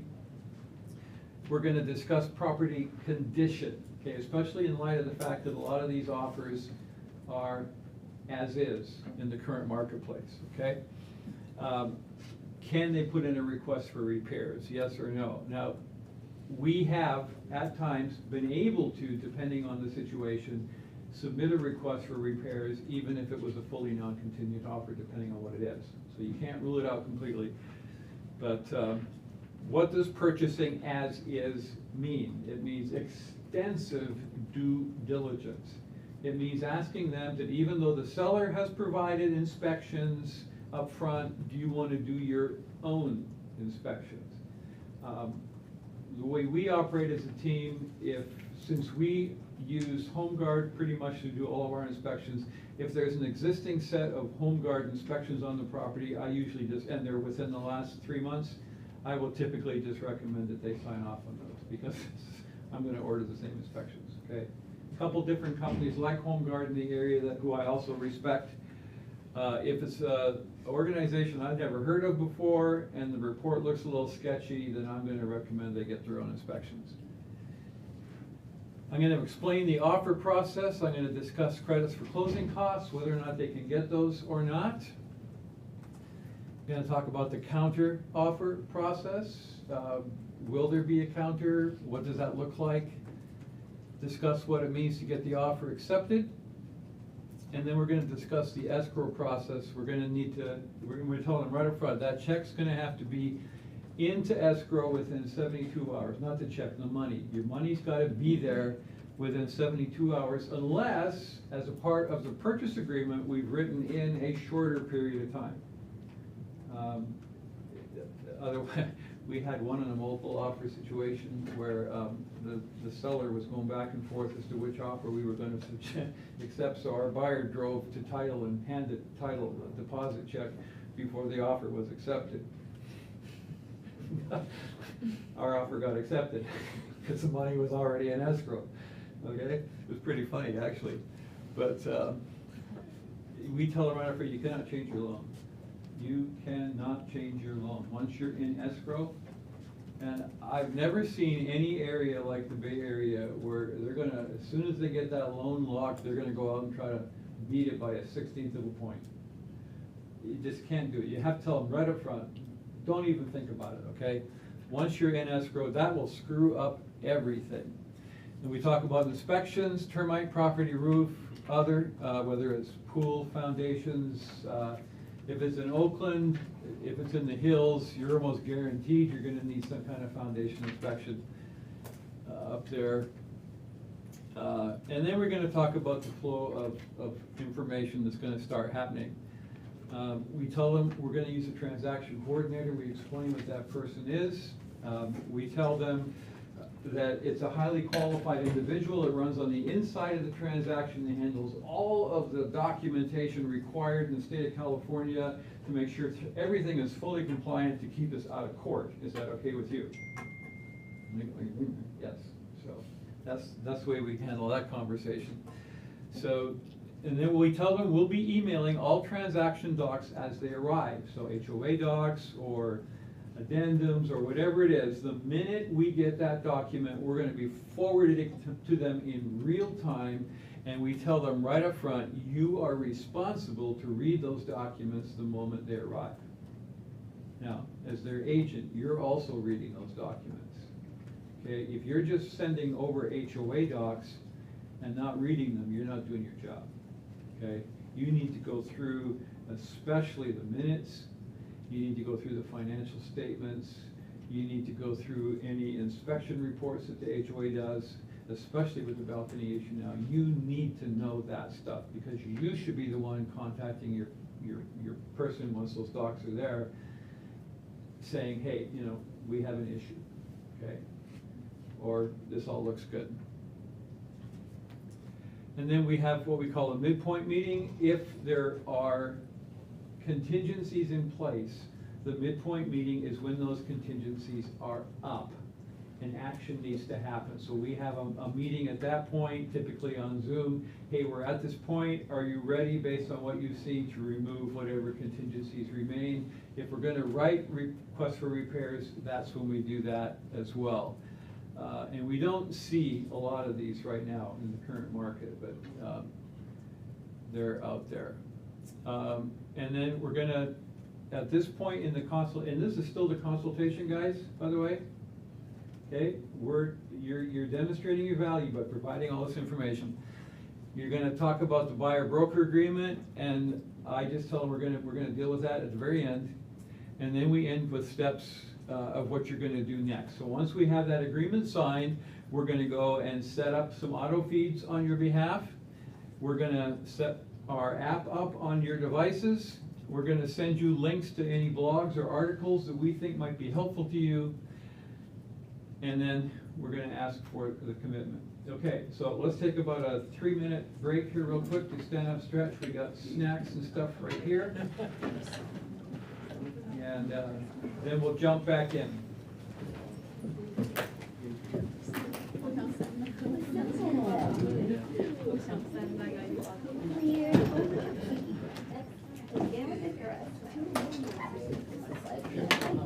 Oh, we're happy. I was all your turn, am I?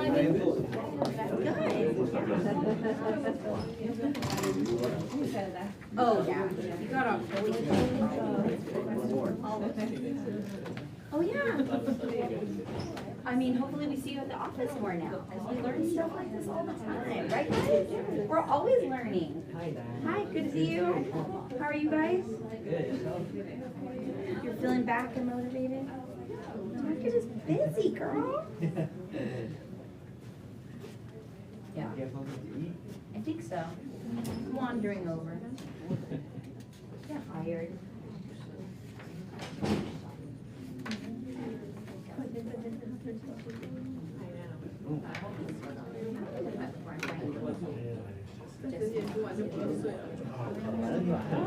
Okay. I don't think you met her. No, I mean, 然后到2、3点也没有。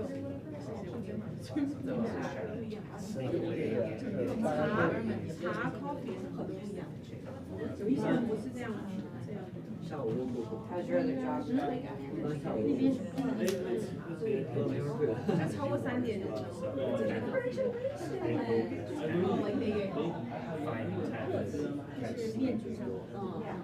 You hear it all the time, but you don't get it until. 像这样子做东西，这样子做屁股这里，那里你会脚会一直抽，没有一定要这样。 Every once in a while, we're like, to do it again? Like, can you do it again? Yeah, I mean, if you. 他会弄的那个手拿。 My sister. 来多2次，大概就没事了。到时候就介绍人给他。 Yeah, so it's like. 我心想等我好了再说。 Another one.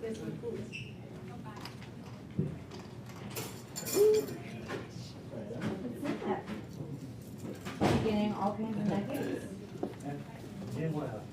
Oh, thank you so much. You're like, but see how like you have to take what he does? You have to take what you heard I do? Like you have to decide, like, what's the Adrian business gonna right? Yeah.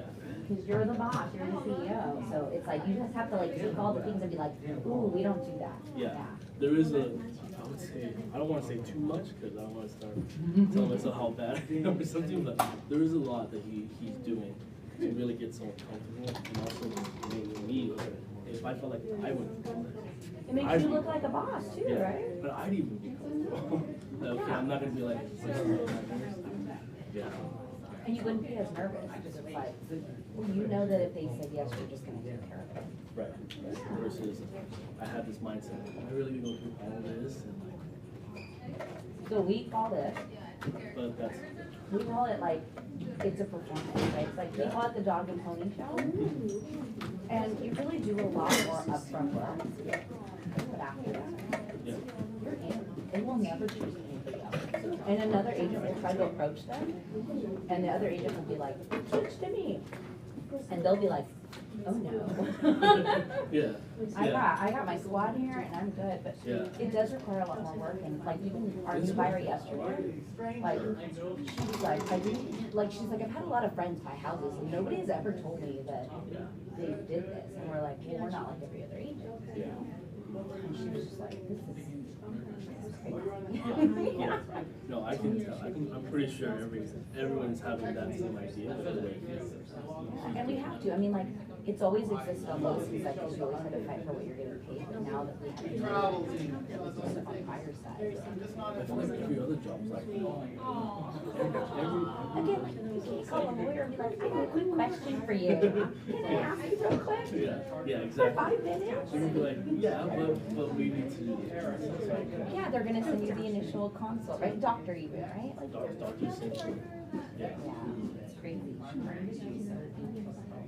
You just show up and get free stuff, you know? Yeah, like I had another client or agent friend yesterday, and they were telling me how like they were gonna go meet a client in Medford, and I was like a stranger, and they looked at me and they're like, what do you mean a stranger? Okay, guys, we're gonna hit it again. It's a stranger. Like I wouldn't do that. Yeah. Yeah.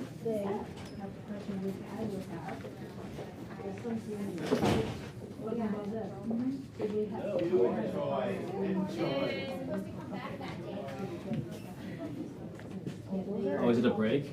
Those are like Yes. normal Oh, I was gonna say, that where is it? exist, like, Yeah, You no, know, the it's a stuff we put our hair, that stuff is in there. I'll go over with you guys after class. Yeah, and then we'll tell you how to answer it, yeah. You got it. All right, so it's been helpful so far? Yeah. Very much. Good, good, good. Question? Just wanted to add one thing, go back to the inspection contingency in the contract.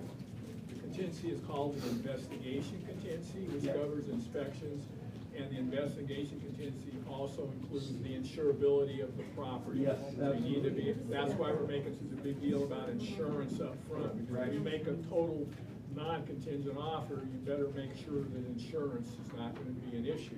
And even if you have an investigation, you don't remove it until you've got insurance in play. Yeah. Agents talk, I always refer to that contingency as the inspection contingency, and it's not limited to inspection. Right. Always remember that. Yep, very, very good. That also goes to the neighborhood, et Goes cetera. to everything in Yep. the SBSA and the Yep. county disclosure, everything Yep. listed in all those documents. Absolutely. All righty, let's keep going here. So, there comes a point when you're basically gonna say, okay, we want you to commit to us.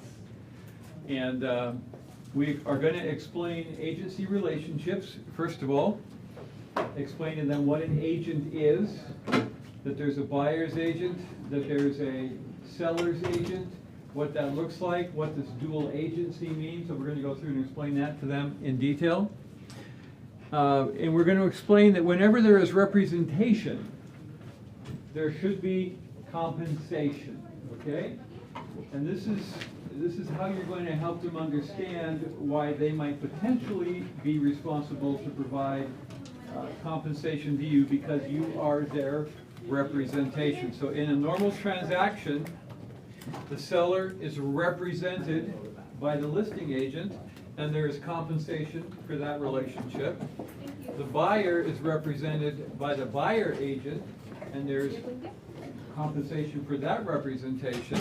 And then there's a third aspect here. The purchase agreement is also represented, and that's by the closing company, which could be the titler, the escrow company, or in some parts of the country, an attorney, to facilitate the contract and bring it to completion. And there's also compensation. That's why you're paying escrow fees, okay? So those are the primary components where there's compensation. And so where there is representation, there needs to be compensation. There can be no representation without compensation, okay? Nobody's working for free, if that makes sense. And sometimes that's the extra piece that they might need to say, okay, I think I get this. I think I understand. So discuss expectations. So we want to know what their expectations are of us, and that's right on that info sheet that we have them fill out. Really, really helpful. Yeah, we're afraid of getting ripped off. We're afraid of whatever, you know. We want to know that. But we also discuss our expectations of them. So apart from the buyer-broker agreement, there's 6 fundamental expectations that we have out of our relationship with a buyer. And the first is, we ask that you commit to an exclusive relationship with us so that we can provide you with the utmost care and attention as our clients. If you're unhappy with our services, you may fire us until we're in escrow, providing you follow the guidelines in the buyer representation and broker compensation agreement. Once we're in escrow, all bets are off, okay? We're through to the end on this one. So that's the first thing that we're going to expect of our clients. The second thing is we ask that you honor the investment of time and finances, okay? A lot of buyers don't realize this, but it's costing you money to drive them around, to meet them at properties, to buy them Starbucks, whatever. Honor the investment of time and finances we're making to you as your realtor by responding to communications in a timely manner. So we're going to be putting information out to you. We want you to honor the fact that we're taking time to do this to represent you. Please respond back quickly. We ask that you allow us to accompany you on all initial visits to new construction sites and FSBOs. Again, we're telling them right up front, not only have we explained it in detail, not only are we giving them a booklet that has it in there, but we're reminding them again. We ask that you respect that our commission is our sole source of income, and that you do not ask us to act in an unprofessional manner and give up part of that income. Okay? We put that in writing right up front. Make sure that, and so when they come back, as they occasionally do, and say, hey, well, you know, my cubby made at Sizer Co. or Cisco or whatever Co. said he got a credit back. And we go, well, yeah, we don't do that, okay? And number 5, we ask that you refer your friends and family who need the same level of real estate service that you have been receiving. And number 6, and by the way, we're going to ask them for that as we get down to the end. And part of our program is we say, okay, you know, we're almost closing. Who else do you know that would be excited to receive the same level of service? And then number 6, we ask that you take the time to provide online testimonials if you have been happy with our services. So that's why we've got hundreds of reviews on Yelp, although you're only going to see 64 of them, because Yelp has decided all the rest aren't worthy. We've got 304 reviews on Zillow. We've got 34, I think, right now on Google. We've got 15 on Facebook. So we've got hundreds and hundreds of testimonials because we make a point to ask. Any questions about that? Okay. So we're going to explain in the buyer-broker agreement. We're not going to get into a lot of depth here because it's a complicated document, and there's other classes here in the office that are going to provide that and have already provided that. And so we'll want to make sure you guys are plugged into that. There are so many options. There are so many different ways you can fill out that document. And then someone's at the front desk. Hang on a second. Whoops.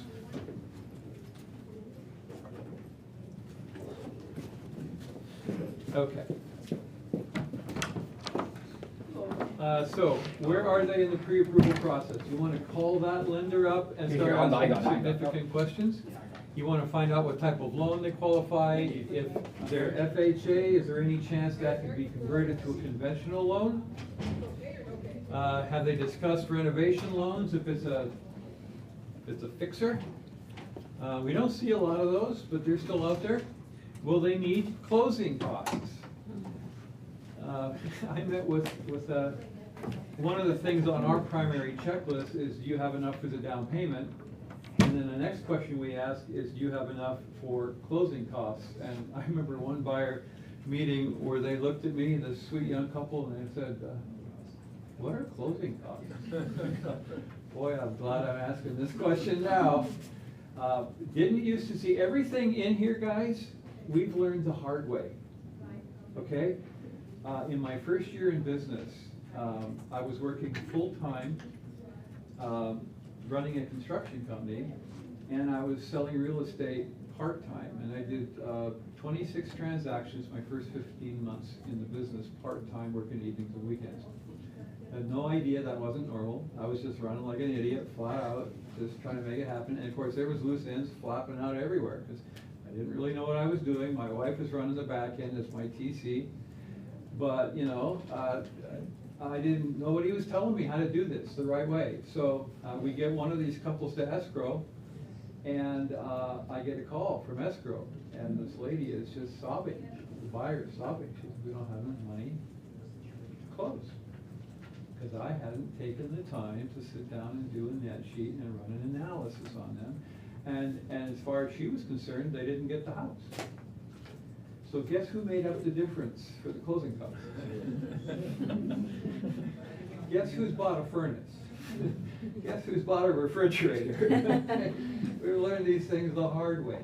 And you just, you know, due diligence to get everything ironed out as much as possible up front. Will they need closing costs? Huge question.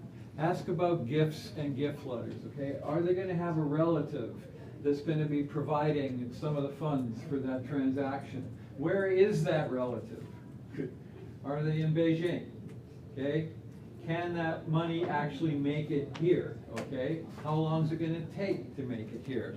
Is one of their relatives going to be giving you money out of their, lending you money out of their 401k? Well, how long is it going to take to get it out of the 401k? Okay? Are they aware of the tax consequences? These are all critical questions to be talking to the lender about. So yeah, you can have a family member gift, as long as everybody knows it's a gift. That's how I bought our first house. My father-in-law gave us a gift. And then made sure he reminded me that that gift was going to reappear in his bank account at some point down the road, okay? So, but yeah, so it's really valid. So one of the questions you need to be asking your buyer up front, you know, if you don't have enough to qualify for a loan, have you talked to any of your relatives? Are there people out there that would be willing to help? All right, and then review any conditions. You know, are they in the middle of a divorce? That's kind of an important thing to know. Okay? We had a situation where a title company closed and did not do a quit claim on the ex-spouse, who, because it was in the middle of a, and when he went to sell the house, his ex was still on title. That title company got sued over that one. But anyway, you just need to know, any conditions, anything we need to know about this. Are there any concerns or potential issues? What's this person's job history like? Have you scrubbed them? On and on and on, okay? The more detailed information you can get from the lender, the better off you're going to be. Any questions on this one? Okay. What's their absolute ceiling? Why do you want to know that? Pardon me? If the appraisal is different? Not so much. You don't want to be sending them any properties that exceed their limit. Otherwise, you get your buyers shopping with champagne tastes on a beer budget. And that does not have a happy ending. Okay. Also wiggle room for negotiation? Yes. Yeah, you don't want to set those auto fees at their absolute limit, because if you end up in a multiple offer situation where prices start getting driven up, it's bad news, okay? Absolutely. Can contingencies be removed on time? Lender, what do you need to make sure that we can get this thing closed with all the contingencies off? Is a 30-day close realistic or a possibility? How about 21 days, 14, 12 days, 7 days? Why are you telling me it's going to be 45 days? Important questions to ask. And then confirm documentation for any specific assistance programs like VMRs or City of Oakland, for example, first-time buyer credits, things like that, all have extensive documentation requirements. Have their funds been verified? That's, you can ask the lender, have you actually physically checked that those funds are there? And then you want to get a copy of the pre-approval. You want to put that into your file right up front. The minute you start showing them homes, you want to have their verification of funds in your files at that point as well. And then you're going to set up the MLS. You're going to set up their contact on the MLS, whatever one you're going to be using. We've already talked a little bit about this. Set up the searches, set up for every single neighborhood, and you can get, you know, using the octagonal, you can dial in a street if you need to. If they want to be in a very specific place, dial in separate feeds for them so that they get notified, and then just title the feed what it is so they know when it hits their inbox what they're going to be looking at. CC yourself if the search is hyper-specific so that you know right away. And what we do is we'll send out a one-time data dump. So everything that's currently on the market that meets their criteria, we're just going to do a one-time upfront dump. Here's everything that's currently out there so they don't miss anything. Okay? Set up the buyer's file. So we use a buyer template to set up the file with its correct folders. Now I'm going to show you at the end, when I'm off the PowerPoint presentation, I'm going to show you our actual files in OneDrive so you can see how we do it. It's a very systematic approach where we can get a folder set up when they become a new client or a prospective client, and then that folder gets moved into different buckets once they're in contract, once they've closed, so on and so forth. We set it up. It's really easy to follow. There's a picture of what a normal buyer's folder looks like, okay? And we just set this, you see how it says up there, client, that doesn't show up on the screen. Client template, you see this? Right here? So we simply go into this folder, we copy the entire folder, and then we drop it, we paste it into their individual folder. Make sense?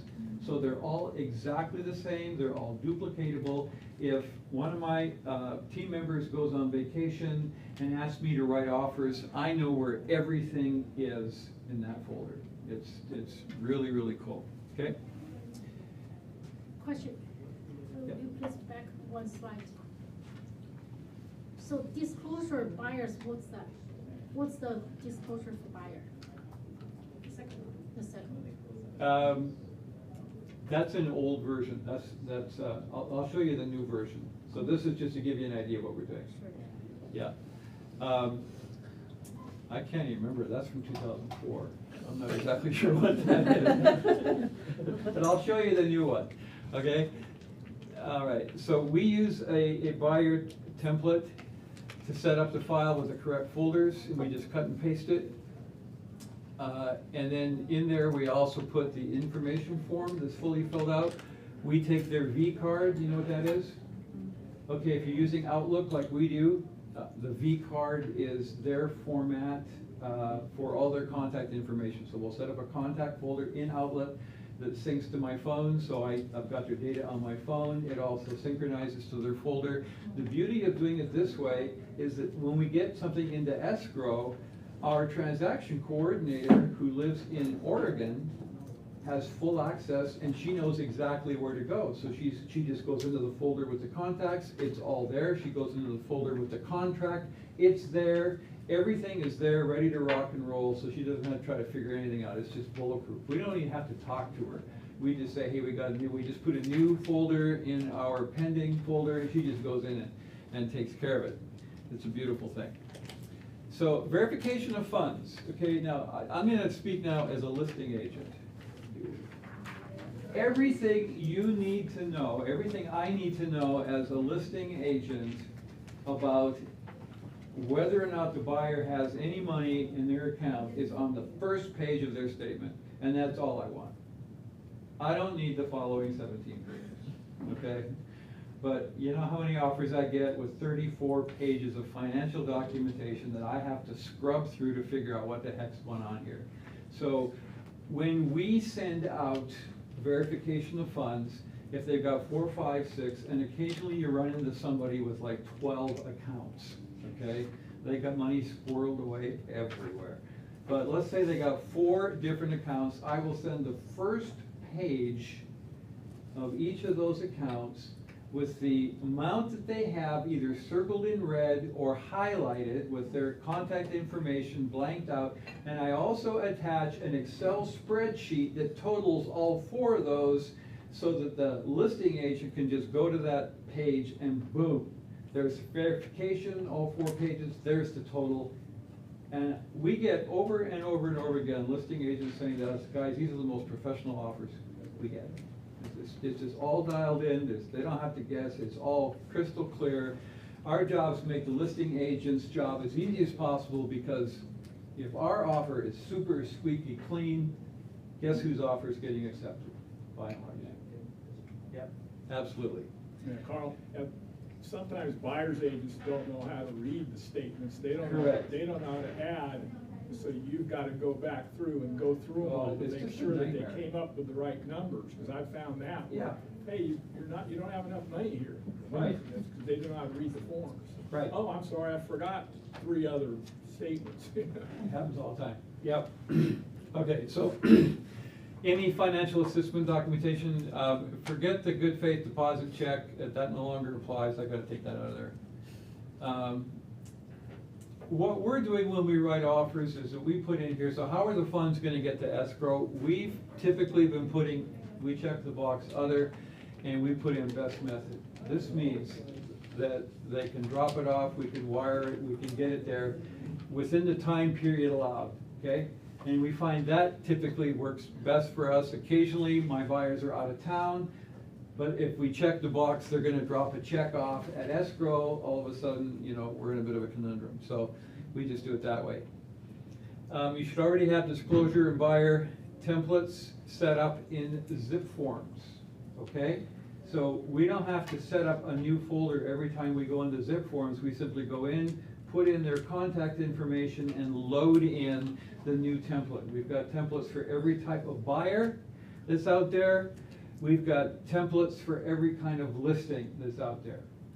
And then we've got a guy in our team named John, who's a gift from God, who goes in every time there's an update to the forms, and he goes in and systematically updates everything for us. It's a beautiful thing. Okay.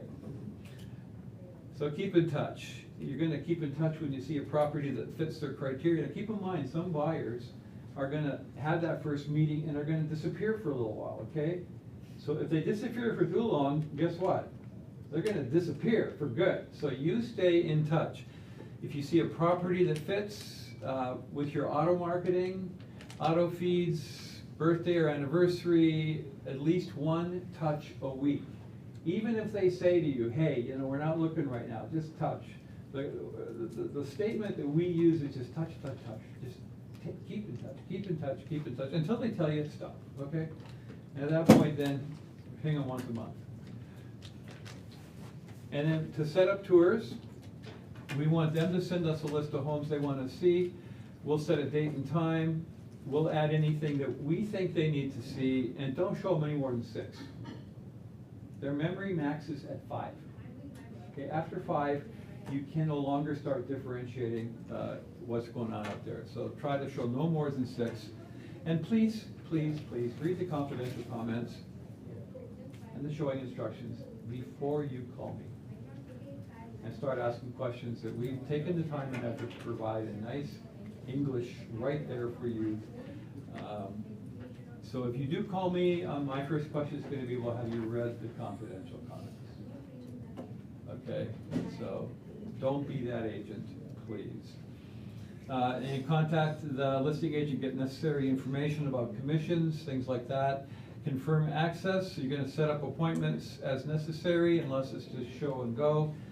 And then to set up tours, you want to prepare the documents. So as the agent, what I want to have in my hand is I want the agent printout. I want a Google map. Whoops, come back here. I want the agent printout. I want a Google map where I'll have punched in the addresses so that I can kind of go around these properties in some kind of logical order. And then Bay East also does this for us. If you want directions, Bay East can help in their folder set this up for you as well. And then I also print the client sheet, even though they've got access to the data on their phone, I'm actually giving them something, okay? And that says a lot. Set up your GPS ahead of time. So with my car, I can just literally talk it into the GPS while I'm driving to the appointment, and then it's all in there in order and ready to rock and roll. But this little program here, routeforme.com, that's a program that delivery companies use. It'll maximize the route for you. You punch in all the addresses and it'll take you the best possible way to go between all of these. It's really kind of cool. And ensure your vehicle's clean if they're going to be riding with you. It's always helpful. Fill up your tank. It's very embarrassing if you got clients in the car that have to stop and get gas, because then they always ask, do you need help with that? Okay, and that's just, yeah. So no, fill up your tank, make sure it's ready to go. Make sure your super key is updated. So if you get up into the top of the Hayward Hills, guess what? There's no coverage up there. So if you forgot to sync your key before you get up there, and all you need to do to sync is just open it up when you're starting. If you just open it up, it'll synchronize automatically. Otherwise, you'll get all the way up there, and then while your client's standing in front of the house, you're going to drive all the way back down the hill, open it up, and then go back up again. Okay? Communicate to clients how to dress. Comfy, easy to remove shoes. We had a situation once where an 8.5-month pregnant lady wore lace-up knee-high boots. And I didn't bring booties that day. So we just said, go for it. We're not gonna, if the seller complains, we'll deal with that later. But dress comfy, easy to remove shoes, dress casual. And for you guys as buyer agents as well, I just show up in jeans because I can't count the number of times I've had to climb over a fence to get to the lockbox or go wading through backyards with grass this high. It just, stuff happens. Back in the foreclosure days,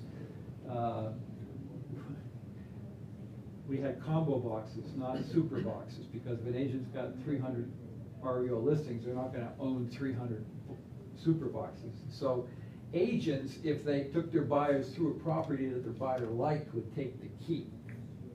So nobody else could get in there and show the property. So we became experts at accessing the interiors of dwellings with no keys. I used to have what I called a Starbucks key. Starbucks card. I would use it to jimmy the door with, and then when that wore out, I'd go get a new one. I was going to add, as a listing agent, as a as a backup, you should have a combo lockbox on the property. Yes. With a spare key, because you will get calls from buyer's agents, like you said, they didn't update their Supra, or they get there and their Supra doesn't work, and you give them an ability to, I Yes. do that happens all the time. Yeah, there's a combo on every one of our listings in addition to the super, absolutely. And buy the more expensive combo lockbox because the other lockbox will get broken into. Yeah, that's true. Yep. All right, so when viewing, now see, here's the question, to preview or not. If you're a new agent, we really recommend you get out and preview properties, and the reason for that is simply you need to know the market. So just get out, drive around, check out the properties, okay? And be safe, obviously. Have a safety plan. This is all in your notes.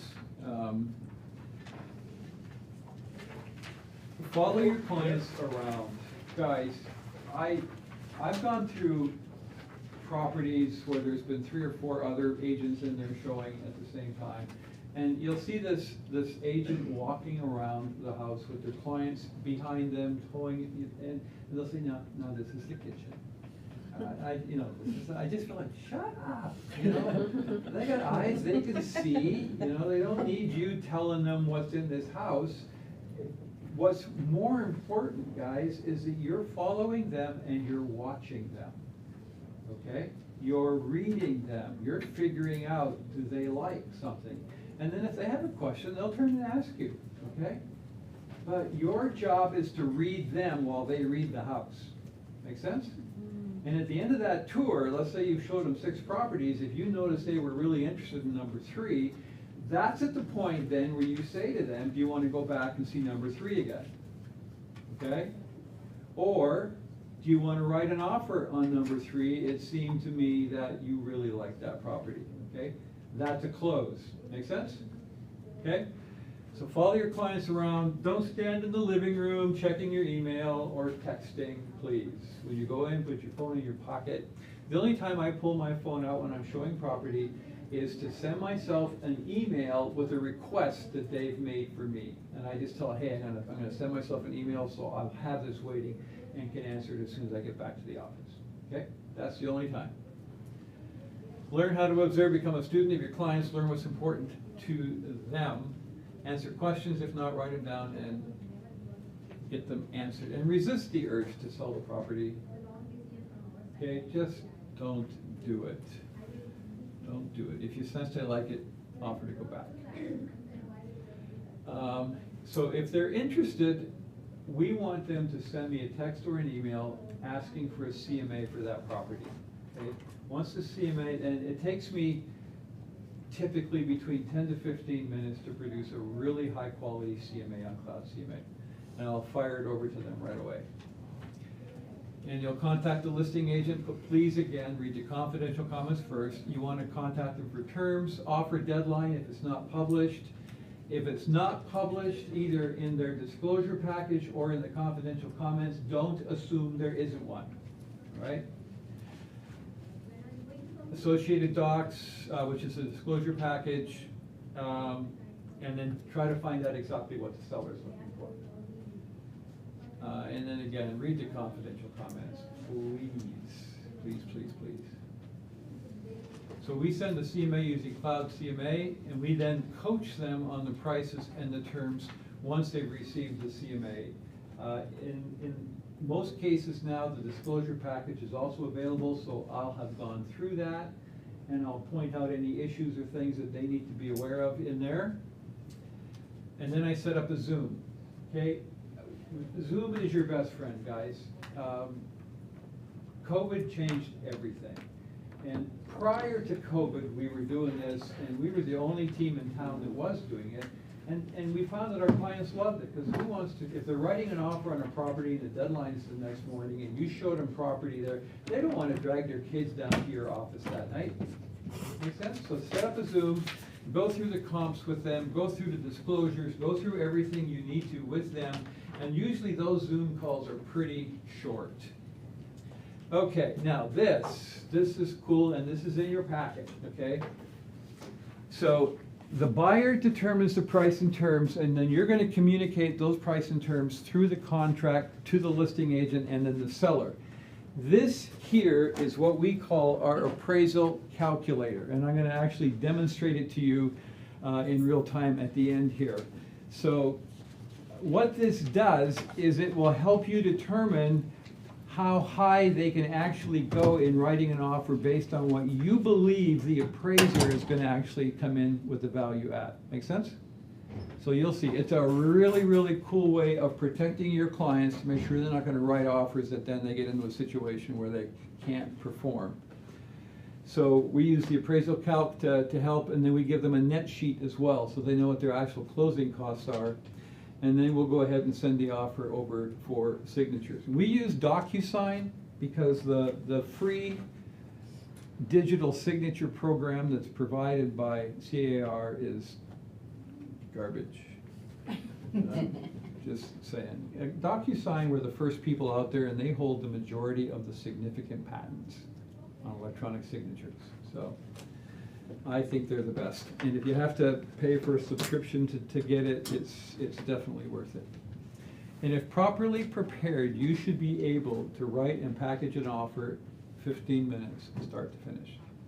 If you've got your templates in place, if you've got all the information you need in your folder, if you've already set up their verification of funds, if you already have the pre-approval sitting there, you write the offer, you send it to them. Again, you're downloading a template, so you're not having to load the information in. We had to learn how to do this back in the foreclosure days where we were writing up to 20 offers in a weekend. Okay, it was learn how to do this or die.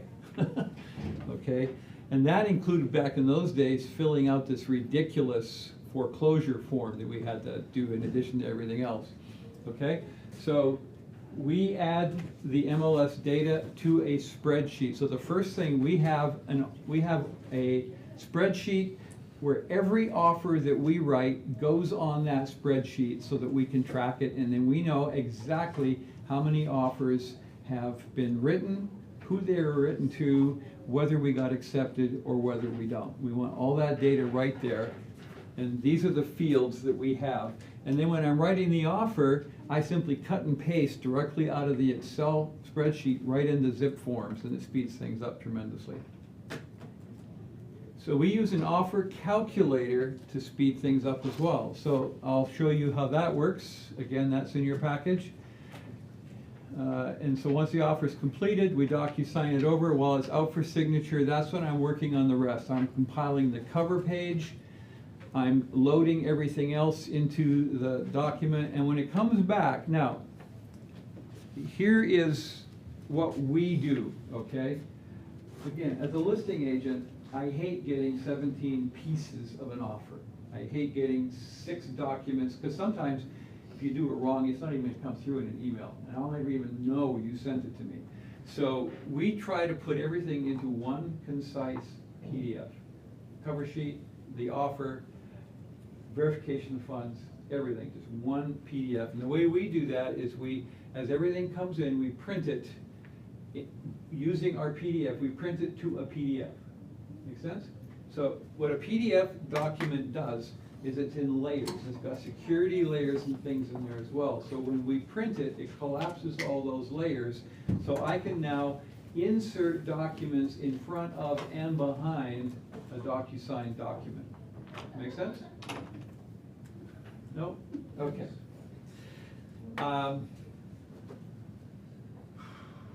What's best? Well, I'll tell you this. I'll give you the low budget version of this. If you want to compile a whole pile of documents, send them all through DocuSign. Load them all into DocuSign, and then just send it through and send it to yourself and put in a comment field in there somewhere where it's not going to make any difference to the contract, and then you just need to put one digit, one asterisk, one anything in there, and you're done. And now you have a completely compiled document. Does that make sense? Okay. Basically, you're doing the same thing with the PDF program as well. So that's what we use right there. We use Power PDF. The offer should include the cover page with your full contact information and all the terms of the contract right on that front page. I want to see everything I need to know on the front page especially if I got 36 offers. Okay, I need to know how to prioritize these things as they're coming in, and that cover page helps.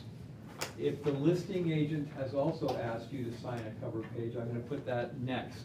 So for example, if they want you to sign a disclosures thing or the receipt from Disclosures IO, we put that in there. A letter from the buyer. Now, full disclosure on this, there's a place in the listing agreement where you can check a box whether the seller is gonna see those or not, okay? Some buyer agents are gonna send it in regardless, some listing agents aren't gonna let them pass the front door. So it's your choice whether or not you wanna do that. Pre-approval from the lender, the offer, and then any addendums as applicable. A receipt for disclosures, even if they're not asking for it, we're gonna give them one simply so we can say our buyers have actually seen these and signed off on it, verification of funds, and any other documentation required by the listing agent. So if I'm gonna send the offer by email, which I actually prefer, I really don't like uploading them into Disclosures IO, I'm gonna send 2 emails. The first is gonna be the offer package with a letter just detailing in the body of it. And then I'm gonna put in there, please confirm receipt, okay? And then I'm gonna send a second email, and that says, I just sent you an offer in a separate email. I'm sending the second email to confirm the number 1, we sent you an offer, and number 2, to ensure you received it, please confirm. And then in that second email, I'm gonna put a link to the offer. Because we're using Microsoft Office and SharePoint, I just include the SharePoint link to that offer. Make sense? You can use Box.com for this, you can use Dropbox, there's a number of platforms out there. Wherever you put that offer, send them the URL to that, because if your offer bounced, maybe they got too many offers in their inbox, okay, doesn't matter. This way, they're gonna get that second email for sure, they can still download it. Make sense? It's protecting you to make sure that that offer gets through one way or the other. If they want me to upload it to Disclosures IO, then I'm gonna upload it, but then I'm gonna send them a text message that says, we just sent an offer over, please confirm receipt. One way or the other, I want confirmation that that thing has gone, okay? So when an offer is accepted, and I appreciate you guys hanging in, like I said, I warned you up front, a lot of stuff here, okay? So, and some of you are going, this is crazy. So first thing, when an offer comes back, I'm gonna acknowledge it, I'm gonna say thank you for sending it, we've received it, and I'm gonna send it to the buyer, congratulations, we got it. And then they're gonna go, do I really want to do this? Yes, you do, okay? Assure them you're gonna walk them through everything, okay? This is where you need to put on your kid gloves and say, this is so exciting, we're gonna make sure everything's taken care of, don't freak out, get a good night's sleep, because here we go. And you're gonna also send them a copy of the contract so they've got it. And then you're gonna send a thank you email that includes the executed contract, your full contact information. You're gonna send in that same email the transaction coordinator on your side. You're gonna send the escrow information if you should know it anyway. So whoever's doing the escrow, you're gonna have all that contact info in there. You're gonna put all the lender's contact info in, and you're gonna CC all the key players, which would be the listing agent. Even though they sent you the contract, you're sending it back to them, along with your TC's information, their TC's information, if they've given it to you, title, the lender information, anybody else that needs, and then you're gonna BCC the buyer. You don't want all those other people, especially the listing agent, getting your buyer's contact information, so BCC them, and that does 2 things. It makes sure that they can see you're on it, and it also identifies all the players, so they know what's going on. Make sense? And again, these are a lot of little steps, but guys, it's just a bunch of little things at the end of the day just adds up to an overwhelming experience, not only for your client, but for the other side. Because all of a sudden the agent on the other side goes, we're dealing with professionals here. Makes such a huge difference. Can't believe it. So then we move the file to our escrow folder. and we load the contract, disclosures, reports, we load everything in there so our TC knows where to get it. We load the V cards, copy of the MLS agent printout. Now, this is not going to be as important as it was prior to NAR settlement. Why do you think we would have done this prior to this? Commissions? Commissions. Because wouldn't you know it, occasionally an agent would get in there and change the commission after we got in the contract. I know, no, who would do something like that, right? So we would have a copy, yeah. We would have a copy so that, you know, when it got around the settlement time and we saw the disbursement to escrow, we'd go, I don't think so. Okay? Now, that's gonna be pulled out going forward, but it still is a good idea because it's still got information in there. So for example, if the comments say, you know, sauna is included, hot tub's included, whatever, you're gonna need to know that if you show up and it's not there. All right, but should have been included in your offer as well. So then, guys, here, circle this, underline this, highlight this. Turn off the auto feeds, okay? Otherwise, they're gonna see something next Tuesday that they like way more than what they just bought, okay? And then they're gonna be trying to figure out how to get out of what they just did. So turn off the auto feeds, okay? And then you're gonna follow up. You're gonna email the title officer and the buyer with the buyer's info so they can coordinate getting the deposit to escrow. We send a separate email for that. Hi escrow, here's the buyer's information, please coordinate with the buyer to get the deposit. We contact the lender to make sure they've reached the contract and we'll get going immediately. Remind the buyer they cannot change lenders, okay? Because they're gonna try anyway. And then we go through the next steps. Get the deposit into escrow, decide if inspections will be needed, provide the lender with any requested information immediately. I just jump up and down to my buyers, get that information. The second the lender calls you, don't delay, do not pass go, do not collect $200, get that done now. And then let them know they're gonna be hearing from the transaction coordinator, who's gonna need information as well. Remind them of the top 10 credit rules. Okay, just because you gave it to them at the beginning doesn't mean they remember it. Remind them to start shopping for insurance, okay? They should have already been shopping, but just in case.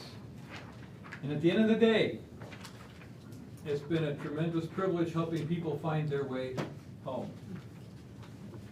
Have an awesome time out there transforming buyers' lives as you help them get the home of their dreams and establish them on the pathway to establishing personal wealth. So any ahas so far? Now, we're not done, so don't leave, because now I'm going to be dialing into all the collateral, okay, that you're going to be getting at that link. There's some really cool stuff. We've touched on it already, but when you're writing an offer and you know there's an offer due date, contact the listing agent to let them know that you're sending an offer over. Yep. You'd be amazed at how many agents, they don't even bother to call to check the status, to see how many offers there are, and and sometimes they'll just send an offer right at or even after the deadline. You have no idea, and you're scrambling to summarize 23 offers. I've had it where I go back and check my email, there's an offer that came in I didn't even know or expected coming in, because the agent never reached out to me at all. Or didn't read the instructions. Yeah. So let me tell you how we have partially solved that problem. So by the way, if there is an offer deadline, a lot of agents think that that's fairly elastic. Yeah. Let's just put that way. And so you always want to check. I see there's an offer deadline. Are you going to honor that deadline? Or will the seller accept a preemption? Okay, and you don't necessarily want to know because your seller's going or your buyer's going to write a preemption. You just want to know so that they don't accept something else while you're doing your job and getting everything together and honoring the deadline. Okay, so the way we handle multiple offers is we've got 2 VAs in the Philippines, and we have our offers coming into a specific email address. And so those offers, as they come in, the VAs have access to them. They get in and they go through every offer and load all the details for each offer into a multiple offer spreadsheet for us. So as these offers are coming in real time, we're doing two things. We're forwarding the offers immediately as they come in to the seller, so they see the activity in real time. And then our VAs have this spreadsheet where they're loading in each offer as it comes in. And again, the seller's got access to this, so they, again, in real time can see offers as they're being added into this.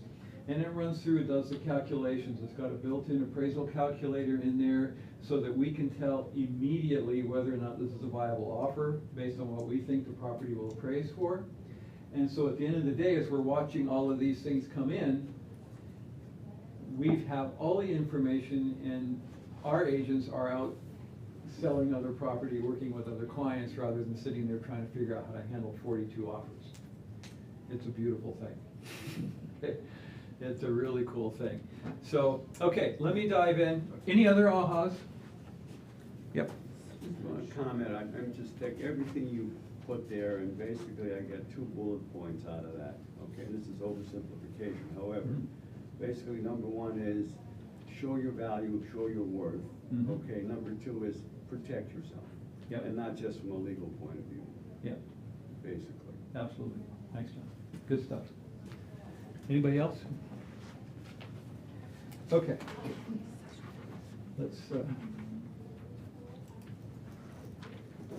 so what we've got, first of all, is we took the time over the years to put together a document. Come on. Click on start. Okay.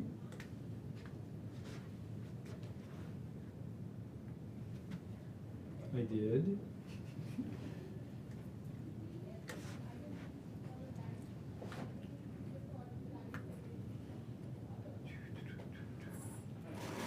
No, hang on. Where did they go? Somebody want to grab Jasmine or Harshita? See if we can get this going again.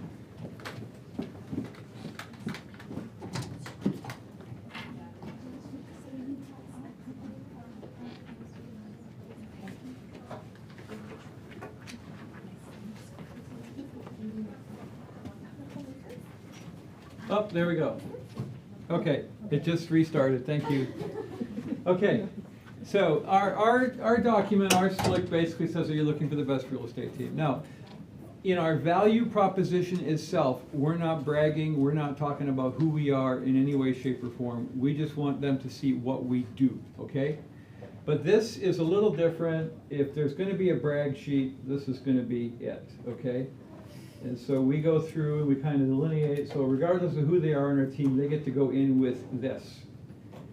And while this fits with our team and who we are, you would design this for who you are. If you're a brand new agent, then leverage the office. So this is going to have information about Keller Williams International. It's going to have information about this local office, number of transactions, all that kind of stuff, all kinds of things that you can put in there. This has our mission statement in it, has our values, our leadership, and then our certifications, awards, things like that. And then down at the bottom, it has the charitable organizations that we give to literally around the world, so they understand that a part of what is coming in for income is going back out again. Make sense? So this is, and again, we just give this to them. We're not going to go through line by line on this one. We're going to include California tax rates in here so they understand who pays what in a closing transaction in California and where. Because, I mean, the rules throughout the Bay Area are different depending on where you're at, whether there's city tax or who pays title and escrow and so forth. We have a document here. This is an article that I wrote for Inman, and it has 10 solutions for helping a buyer move from where they are up to where they want to be, okay? 10 separate scenarios for how you might actually get a buyer. So this is huge.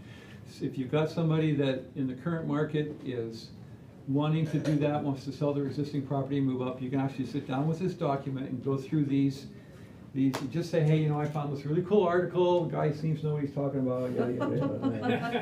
Okay. And here are 10 separate ways that you can make this happen, okay? Now, would that make you look intelligent? What do you think?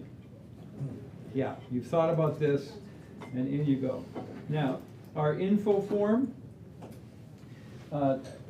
is like so. It's got comprehensive information on this thing, lender information, the home we're looking for, general information, when do they need to be in a home, do they need to sell a home first, who will be included in the buying decision, what types of services do you expect, and so forth. And all of these are expandable fields, so they can put as much info in here as they want. This is what they save and then send back to us.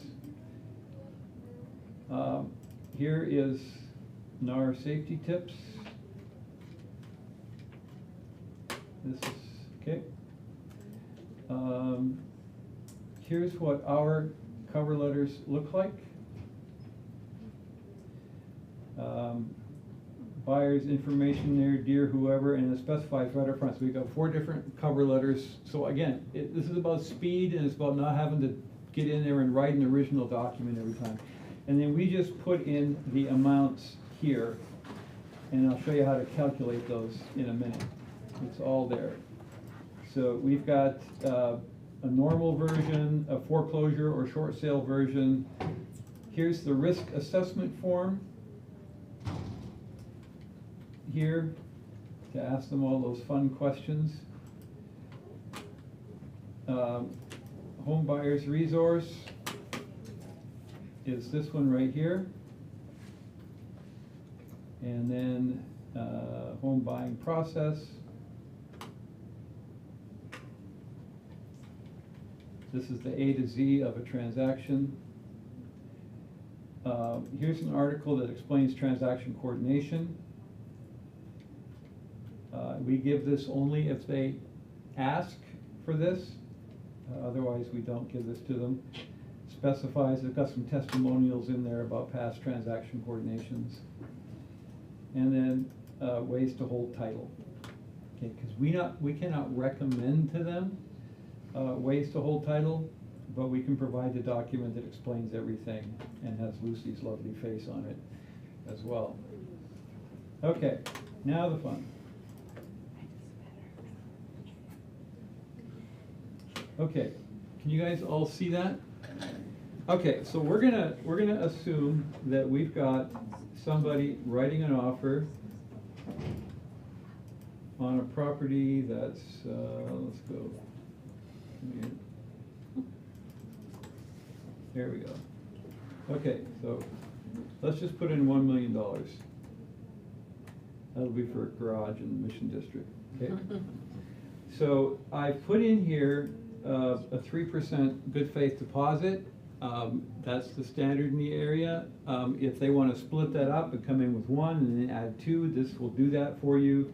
The loan to purchase value is here typically, so if it's an FHA, you can put in 96.5 if you want. And then down here, are they going to ask for closing costs, yes or no? And then you're going to put in what you think the property is going to appraise for. And in this case, I'm going to put in 880. Okay? I factored in about 2% for closing costs. You can change that number to whatever you want right there. And then we're going to say they've got $400,000. Wait a second, 2%. Come back here. Let's say they've got $400,000 in funds. Now, this is going to tell you immediately that if they're writing an offer at $1 million, coming in with 80% down, no credits for closing costs, the appraisal value is going to be $880, we think, our best guess. They've got $400,000 cash. If they wrote that offer and at $1 million, it actually did appraise at $880, they have enough cash to make up the difference, and they'll actually have $60,000 left over. You think that might be helpful? Okay, so now let's say they've got $260,000. This scenario instantly tells us they're in the red by 80 grand. Okay? What if we think this property is going to appraise at 920?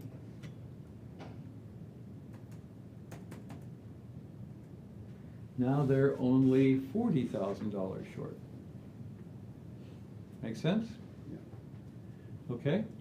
So this is huge, because now you can sit down with them, and based on the cash they say they have, that you have verified, and with your knowledge of the market and where you think it's going to appraise, this is going to allow you to write over asking offers up to a certain point, knowing that by and large your client's going to be protected. So how do you determine your evaluation of the listing, of the appraisal? Do you just do comps, basically? Through comps, conservative comps, yes. Yeah. And then you start keeping, again, the idea here, if you get a higher appraisal than this, great, okay? This is simply to protect your client and you down the road, because if this doesn't fly, all of a sudden, they might be coming back to you saying, hey, you insisted we should do this. Yeah, and as a listing agent, you need to be able to do this with the offers that come in, because you may get an offer that looks fantastic on paper, Yeah. but when you look at the verification of funds, they don't have enough cash to make it work if the property appraises for less than the purchase price. Yeah. The offer, and you've had deals where you got an astronomically high offer, it was a great deal, and then it didn't appraise, and Yeah. they had to cancel, and it was a non-contingent offer, and it was a big mess. Big after mess, that. yeah, absolutely. So that's why we have this appraisal calculator now built into our multiple offer spreadsheet, so that it automatically calculates every offer that comes in. And it just is a really simple mechanism. It's either red or black. If it's red, we know there's trouble in River City. You need to be able to explain this to your seller, because they're gonna see this offer. Oh, yeah. And sometimes we're talking, I've had offers come in 7,500, 125,000 higher than the next best offer. Right. And then you run the numbers and go, they can't perform.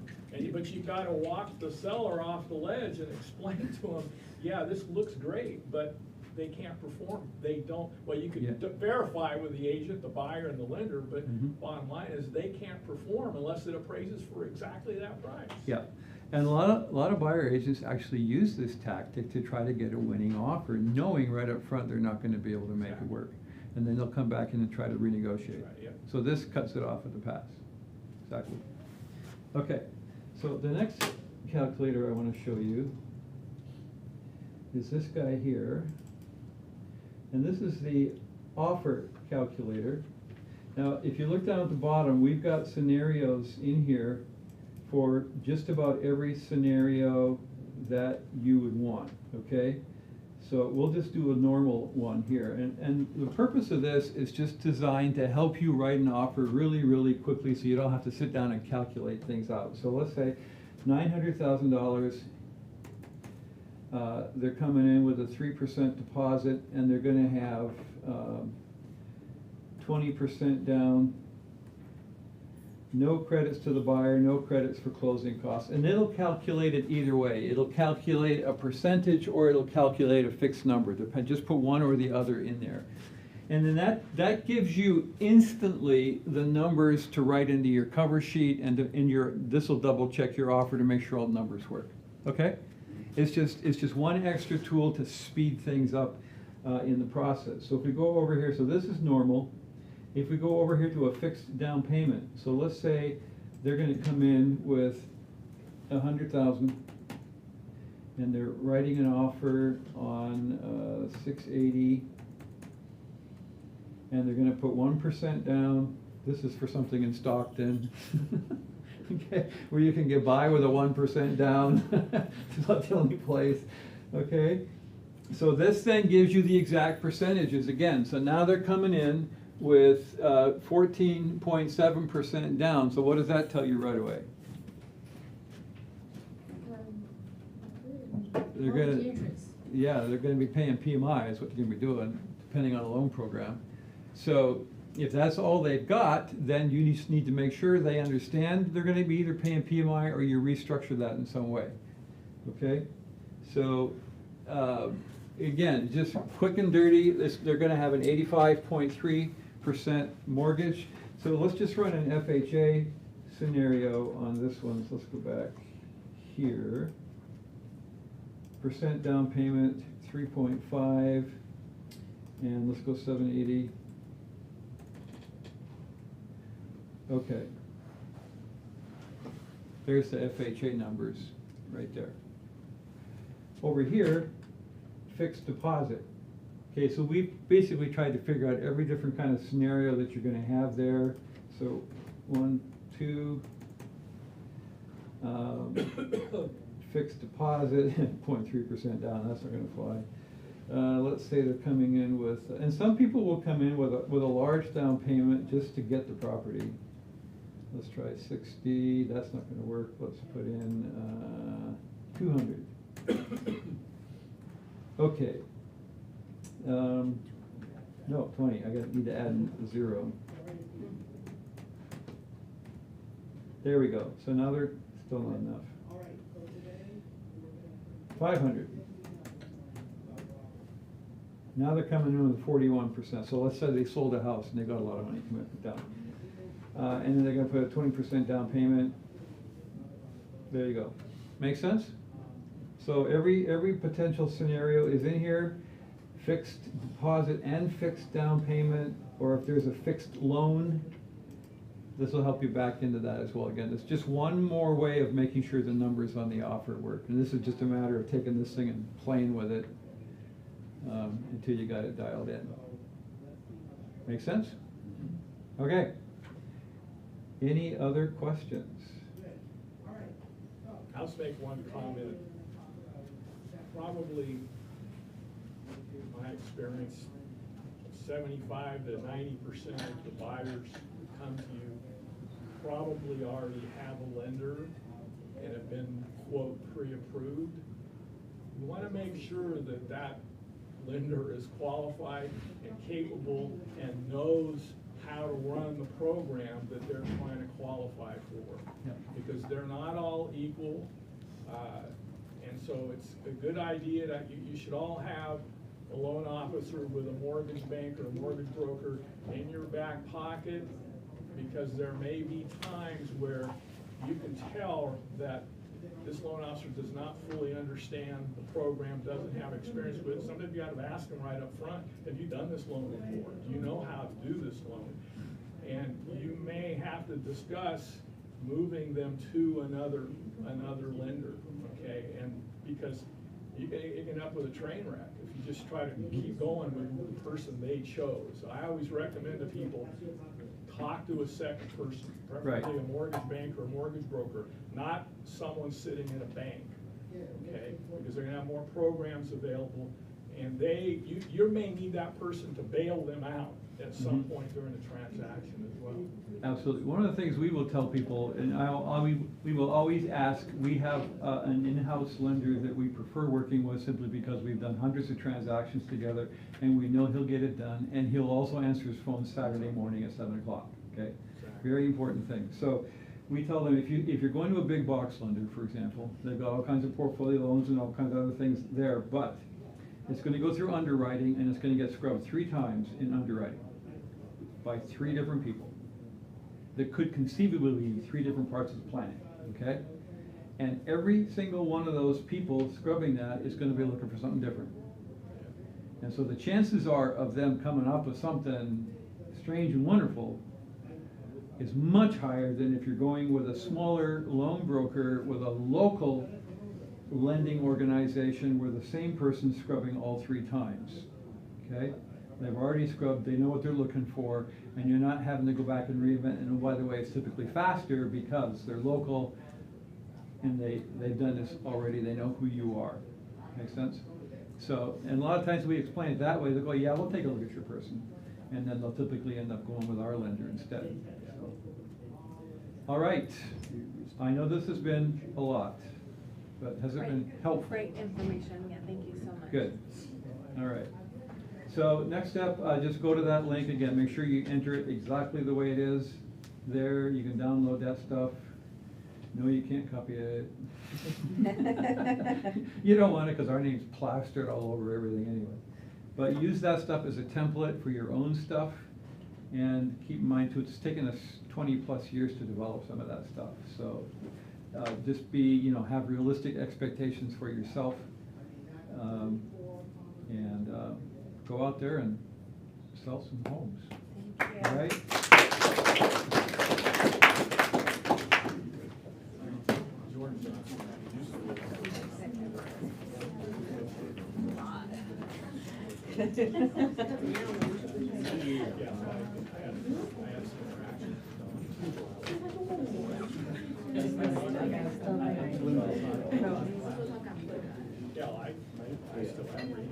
And we've got snacks over there too, guys. Clean them up, please.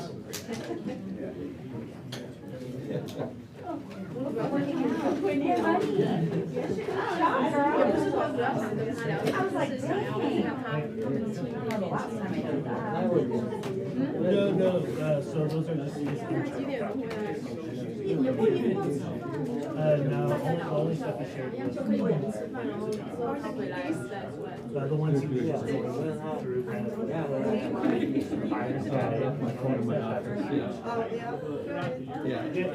they're great. Yeah, he has a printout out there. Well, in this case, Cheryl's stayed at home, so, but we've got a son that lives up in that area, so he'll come in sometimes live at our place instead, or. Yeah, it's easier with cats.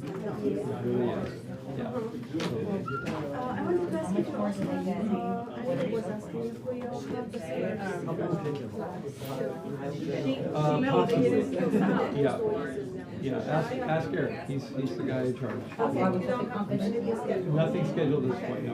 I was taking some offers. I was reviewing the offers. I couldn't make it today, so I wanted to meet you. Two hours. So you have those online. One of them did Everything I talked about. Just got off of that. The book is It's right here. They're still, Thanks very much. Okay, I'll go through the videos.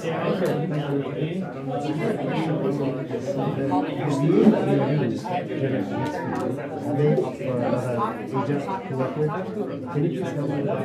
Yeah, send me an email, I'll send you back. Thank you very much. That's pretty thousand. And I spent like $500. Well, what these VAs do, our VAs are not working on agents, they're working on details, admin, and compiling offers and things like that. Anyone of you pre-approved by those clients? No, you're talking about the ISA. Yeah, no, it's really hard to get an ISA for California because you have to be a licensed realtor to be making real estate. So it's like, I applaud you for doing that. That's the catch, yeah. Thank you. Hey. Could finally put a face. No kidding, good to meet you. Meet you in person. Yeah, you want to get going fast before you catch too much traffic. I know, it's about 2 hours, but it's okay. No worries. Yeah, cool. Have a good one.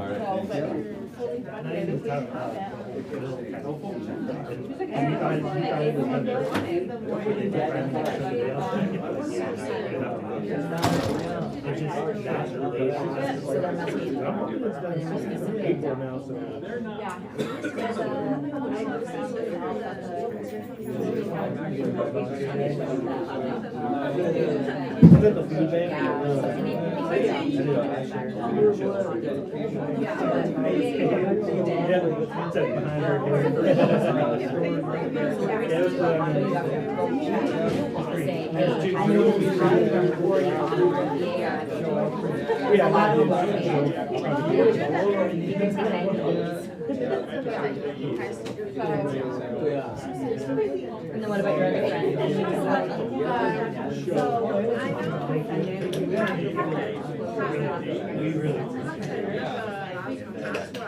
I know it's hard to edit it. I was like, our broker. Remember I said, they called the broker. Get prepared. See what his opinion is on the foundation. Putting babies in their house.